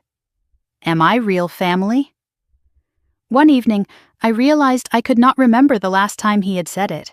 I asked him gently, Ethan, do you know you are part of this family, really know it? He looked at me like the question was strange. Of course, Mom. You are my family. Dad is my family. That is how it works. So simple, so obvious to him now. The doubt Margaret had planted had withered and died. In its place, something stronger had grown. There was a new photo on the refrigerator. Taken last month at a picnic in the park, me, Daniel, Ethan, all laughing at something off camera. Ethan had put it there himself. That is us, he said when he taped it up. That is our family. No one questioned it. No one needed to. A Tuesday afternoon in early June. Daniel was at therapy, Ethan at a friend's house. I was alone when the doorbell rang. I checked the peephole and my stomach dropped. Margaret stood on the front porch. She looked smaller than ever, thin and hunched, dressed in clothes that seemed too big for her frame. She was holding something, a small wrapped package. I opened the door but did not invite her in. Margaret. Her voice was barely recognizable, hoarse and hesitant. Jessica, please, I just want to talk. We do not have anything to talk about. She held up the package. It is for Ethan. A birthday present. His birthday was last week, was it not? I did not confirm or deny. I just want to see him, she continued. Just for a minute. To apologize. I studied the woman in front of me. 6 months ago, she had commanded rooms, controlled lives, terrified her own children into submission. Now she was begging on a doorstep, clutching a gift no one had asked for. Her eyes filled with tears. I know I made mistakes. I know I hurt people, but I am still his grandmother. My response was immediate. No, you are not. She flinched. Jessica, please. You slapped him. You called him nothing. You stole his inheritance. You spent 3 years treating him like he was invisible. My voice was steady, calm, absolute. You had years to be his grandmother. You chose cruelty instead. Margaret's voice cracked. I can change. People change. Maybe. But you do not get to practice that change on my son. I took the package from her hands. I will give this to him, but you will not. Her face crumpled. When can I see him? I met her eyes. You cannot. Not now. Maybe not ever. You are punishing me. No, I am protecting him. There is a difference. I stepped back. Goodbye, Margaret. I closed the door. Through the wood, I could hear her crying on the porch. I did not open it again. I stood in my hallway, in my home, and let her grief wash over me without touching me. Some people deserved second chances. Some people had used up all their chances long ago. Margaret Monroe had made her choices. These were the consequences. After she left, I sat with the small package. I opened it carefully. Inside was a children's book about families. The inscription read, "To Ethan. Family is everything. Love, Grandma Margaret." I stared at the words for a long time. Even now, even after everything, she did not understand. Family was not everything. Family was only worth what it gave. Love, safety, acceptance. Margaret had given none of those things, and now she wondered why she was outside looking in. I considered throwing the book away. Instead, I put it in a box in the closet. Maybe someday, when Ethan was older, he would want to know. Maybe he would want to understand the grandmother who could have loved him and chose not to. Or maybe he would never ask. Either way, the choice would be his. Not Margaret's. Not anymore. Daniel came home from therapy, saw something in my face. "What happened? Your mother came by." He went still. What did she want? To see Ethan, to apologize. And? I said no. Daniel was quiet for a moment. Then, good. He did not ask if I had been too harsh. He did not suggest we reconsider. He trusted my judgment. That trust was new, hard-won, precious. I reached for his hand. "How was therapy?" He almost smiled. "Progress. Slow, but progress. That is all we can ask for." That night, the three of us ate dinner together. Nothing special. Spaghetti, salad, garlic bread. Ethan talked about his day, a friend's new puppy, a math test he had aced, a book he was reading about dragons, normal things, child things. The conversation Margaret would never be part of. I tucked Ethan in, same as every night. He was holding a stuffed bear, one Harold had given him before he died. "Mom?" "Yeah, baby? I am happy." The words were simple, but they hit me like a wave. "I am happy too, sweetheart." He smiled, closed his eyes. I watched him for a long moment. Then I turned off the light. Later, I stood at the kitchen window again. The backyard was dark now, fireflies blinking in the shadows. My phone buzzed, a text from Victoria. "Mom is moving." She found an apartment across town. Small, no yard. I read it twice. The colonial house with white columns, gone. The matriarch's throne, dissolved. Margaret Monroe, downsized to a small apartment, alone. Justice was not always loud. Sometimes it was quiet. A slow fade from power to nothing. I did not respond to the text.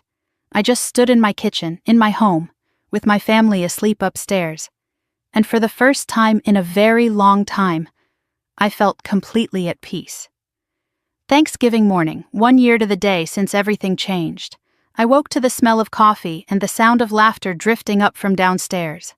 For a moment I lay still in bed, just listening. Daniel's voice, warm and teasing. Ethan's giggle, high and bright. The clatter of pans and the sizzle of something cooking. This is what peace sounds like, I thought. This is what we fought for. 1 year ago, I woke up dreading the day. Margaret's house, the tension, the careful navigation of Ethan through hostile territory, the constant vigilance, the smile that never quite reached my eyes. Now I woke in my own home, preparing to host my own Thanksgiving. No eggshells to walk on, no performances to give, just family, the real kind. I came downstairs to find the kitchen in controlled chaos. Daniel was standing over the stove, attempting to baste a turkey that was definitely larger than he had expected. It was the first turkey he had ever cooked, and he was treating it like a military operation. Ethan was helping by eating raw vegetables meant for the salad, 1 carrot stick at a time. The dining table was visible through the doorway, set for 12 people. More people than we had ever hosted, more family than I had ever expected to have. "Mom," Ethan spotted me and pointed accusingly at Daniel. Dad almost burned the rolls. Daniel protested without looking up from the turkey. They are golden. That is different from burned. I laughed, a real laugh, the kind that comes from somewhere deep. Let me see these golden rolls. The rolls were fine. Maybe a little dark on the edges, but fine. Daniel had been cooking since 5 in the morning, determined to make this day perfect. I put my hand on his shoulder. You are doing great. He smiled, some of the tension leaving his face. I have no idea what I am doing, neither do I. But we are figuring it out together. The doorbell rang at 2 o'clock. First to arrive were Victoria, Richard, and Emma. Emma was 11 now, taller than I remembered, carrying a pie she had helped bake. She ran to hug Ethan the moment she saw him. Cousins who had become friends over the past year, connected now by something stronger than blood. Victoria embraced me in the doorway. The house smells amazing. I laughed. Daniel has been cooking since dawn. I am afraid to look in the kitchen. She grinned. At least he is trying. Richard still thinks cooking means ordering takeout. The easy warmth between us still surprised me sometimes. We had been strangers a year ago, separated by Margaret's manipulation and our own fear. Now Victoria was the sister I had never had. We talked on the phone every week, our kids played together, we were building something new on the ruins of what Margaret had destroyed. Robert arrived next, alone, carrying flowers. He looked healthier than I had ever seen him. The divorce had been finalized in October, and the weight of 41 years with Margaret had finally lifted from his shoulders. For the hostess, he said, handing me the bouquet, you did not have to. I wanted to. This is the first Thanksgiving in 40 years I am actually looking forward to. He found Daniel in the kitchen, and I watched them through the doorway. Father and son, learning how to be family without Margaret between them. The doorbell rang again. I opened it to faces I had only seen on video calls until now. Marcus Monroe, Daniel's brother, estranged for 23 years. His wife Keisha, warm smile and firm handshake. Their 3 teenagers. Maya, 17, poised and curious. James, 15, already taller than his father. Dion, 13, bouncing on his heels with barely contained energy. Marcus hugged me like we had known each other forever. Jessica. Thank you for giving my brother back to me. Daniel appeared behind me, and the brothers embraced.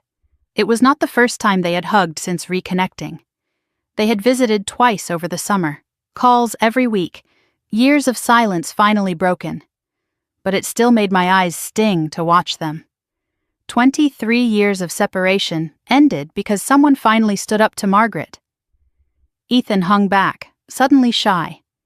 He had been excited about meeting his new cousins for weeks, but now that they were here, uncertainty had crept in. Dion noticed. Hey, you are Ethan, right? Dad says you like video games. Ethan nodded cautiously. Cool. Want to show me your setup? They disappeared upstairs together, instant friends. Keisha watched them go and turned to me. He has been asking about the cousin in Pennsylvania for months. Ethan, too. He is just nervous. Kids figure it out faster than adults do. 4 o'clock arrived, and everyone gathered in the dining room. 12 chairs, 12 place settings, 12 people who had chosen to be family. I looked around the table at what we had built. Daniel at one end, carving the turkey that was slightly lopsided but perfectly cooked. Marcus and Keisha across from Victoria and Richard. Robert between his 2 sons, still learning how to be a father to both of them after all these years. And at the far end, the kids section. Emma, Maya, James, Dion, and Ethan clustered together, already sharing inside jokes and stolen glances.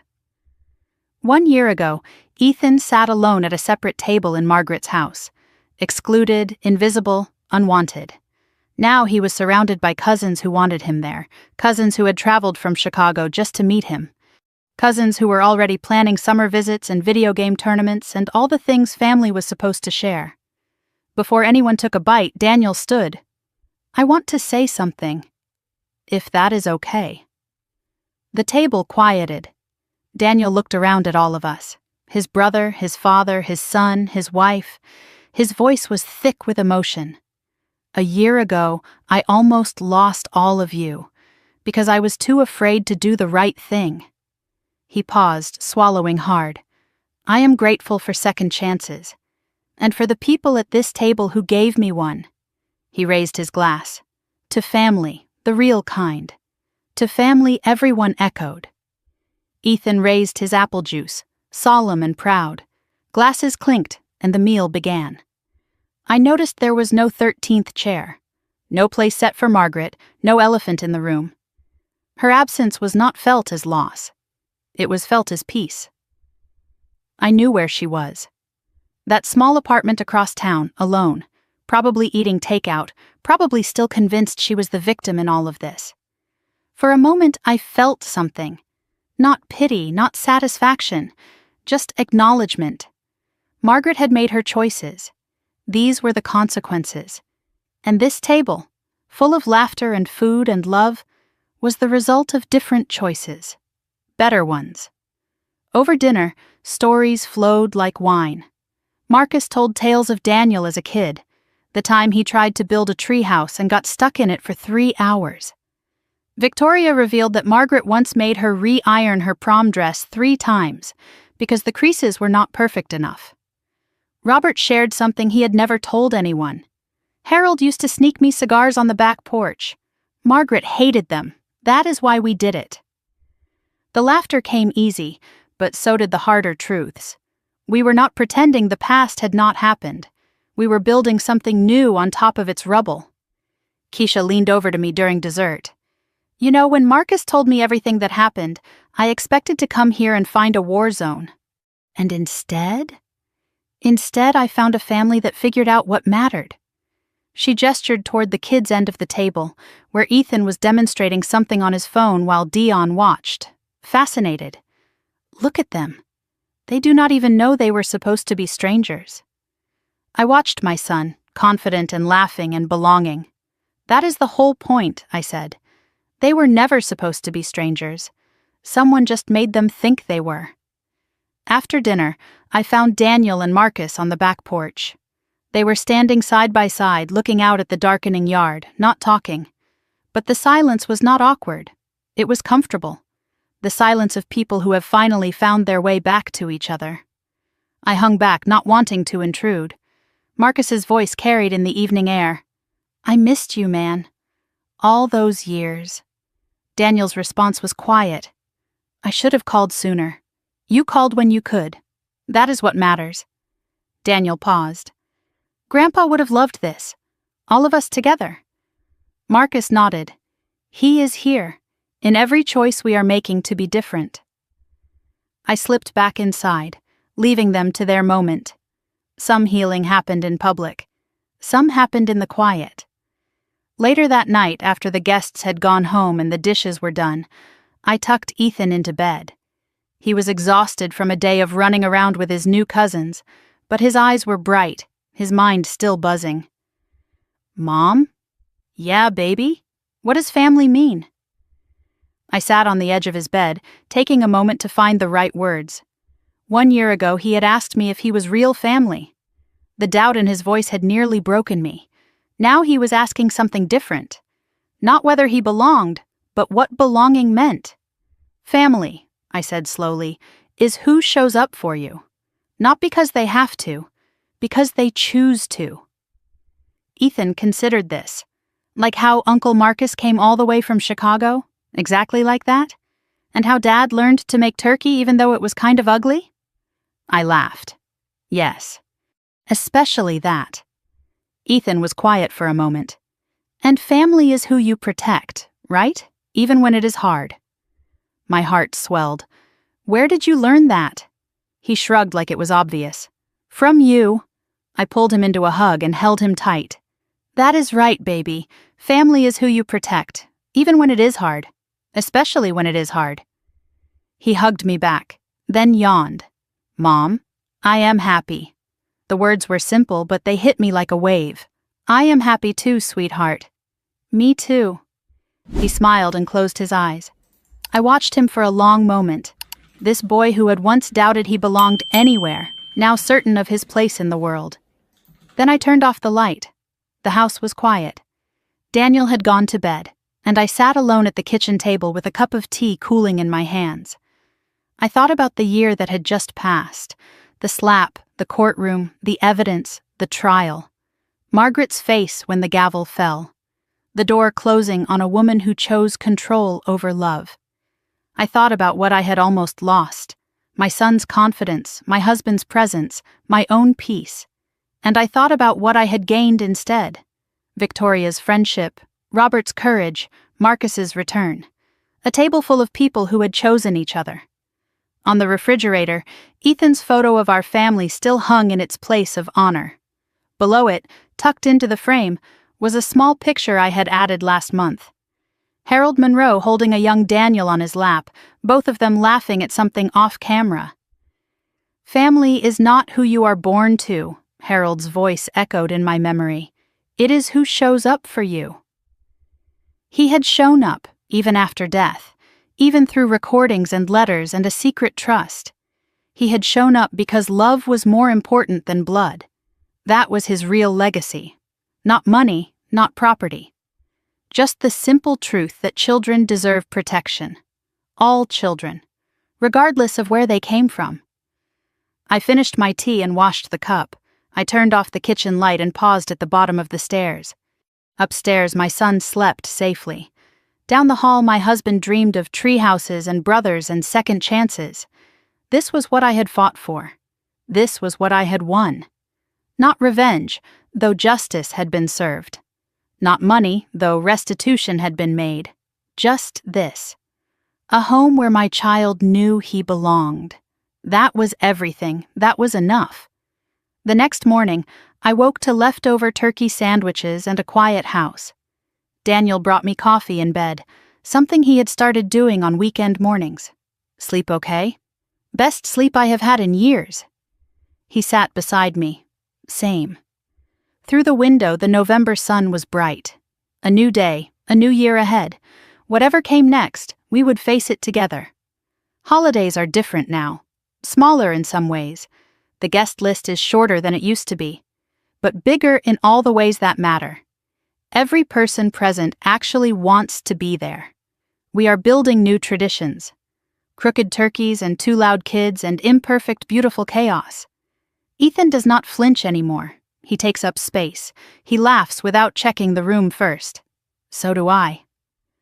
We lost people who were never really family. We kept the ones who showed up when it mattered. And that, in the end, is everything. Some stories end with the villain losing everything. This one does too. Margaret lost her house, her husband, her children, her grandchildren. Everything she tried so hard to control slipped through her fingers the moment she raised her hand against a child. But this story is not really about her. It is about a boy who learned he belonged, a husband who found his courage, a family that chose love over silence. If this story stayed with you, if you saw pieces of your own journey in these words, I hope you carry one thing forward. It is never too late to protect someone who needs you, even when it is hard. Especially when it is hard. Thank you for being here until the end. Your time means everything to me. If you would like more stories like this, stories about standing up, starting over, and finding your people, please subscribe to this channel. Hit the notification bell so you never miss a new story. And if this one touched your heart, leave a comment below. Tell me about the family you have chosen, the boundaries you have built, or the person you protected when no one else would. Because every story shared is proof that we are not alone, and we never were. This story is fictionalized for dramatic effect.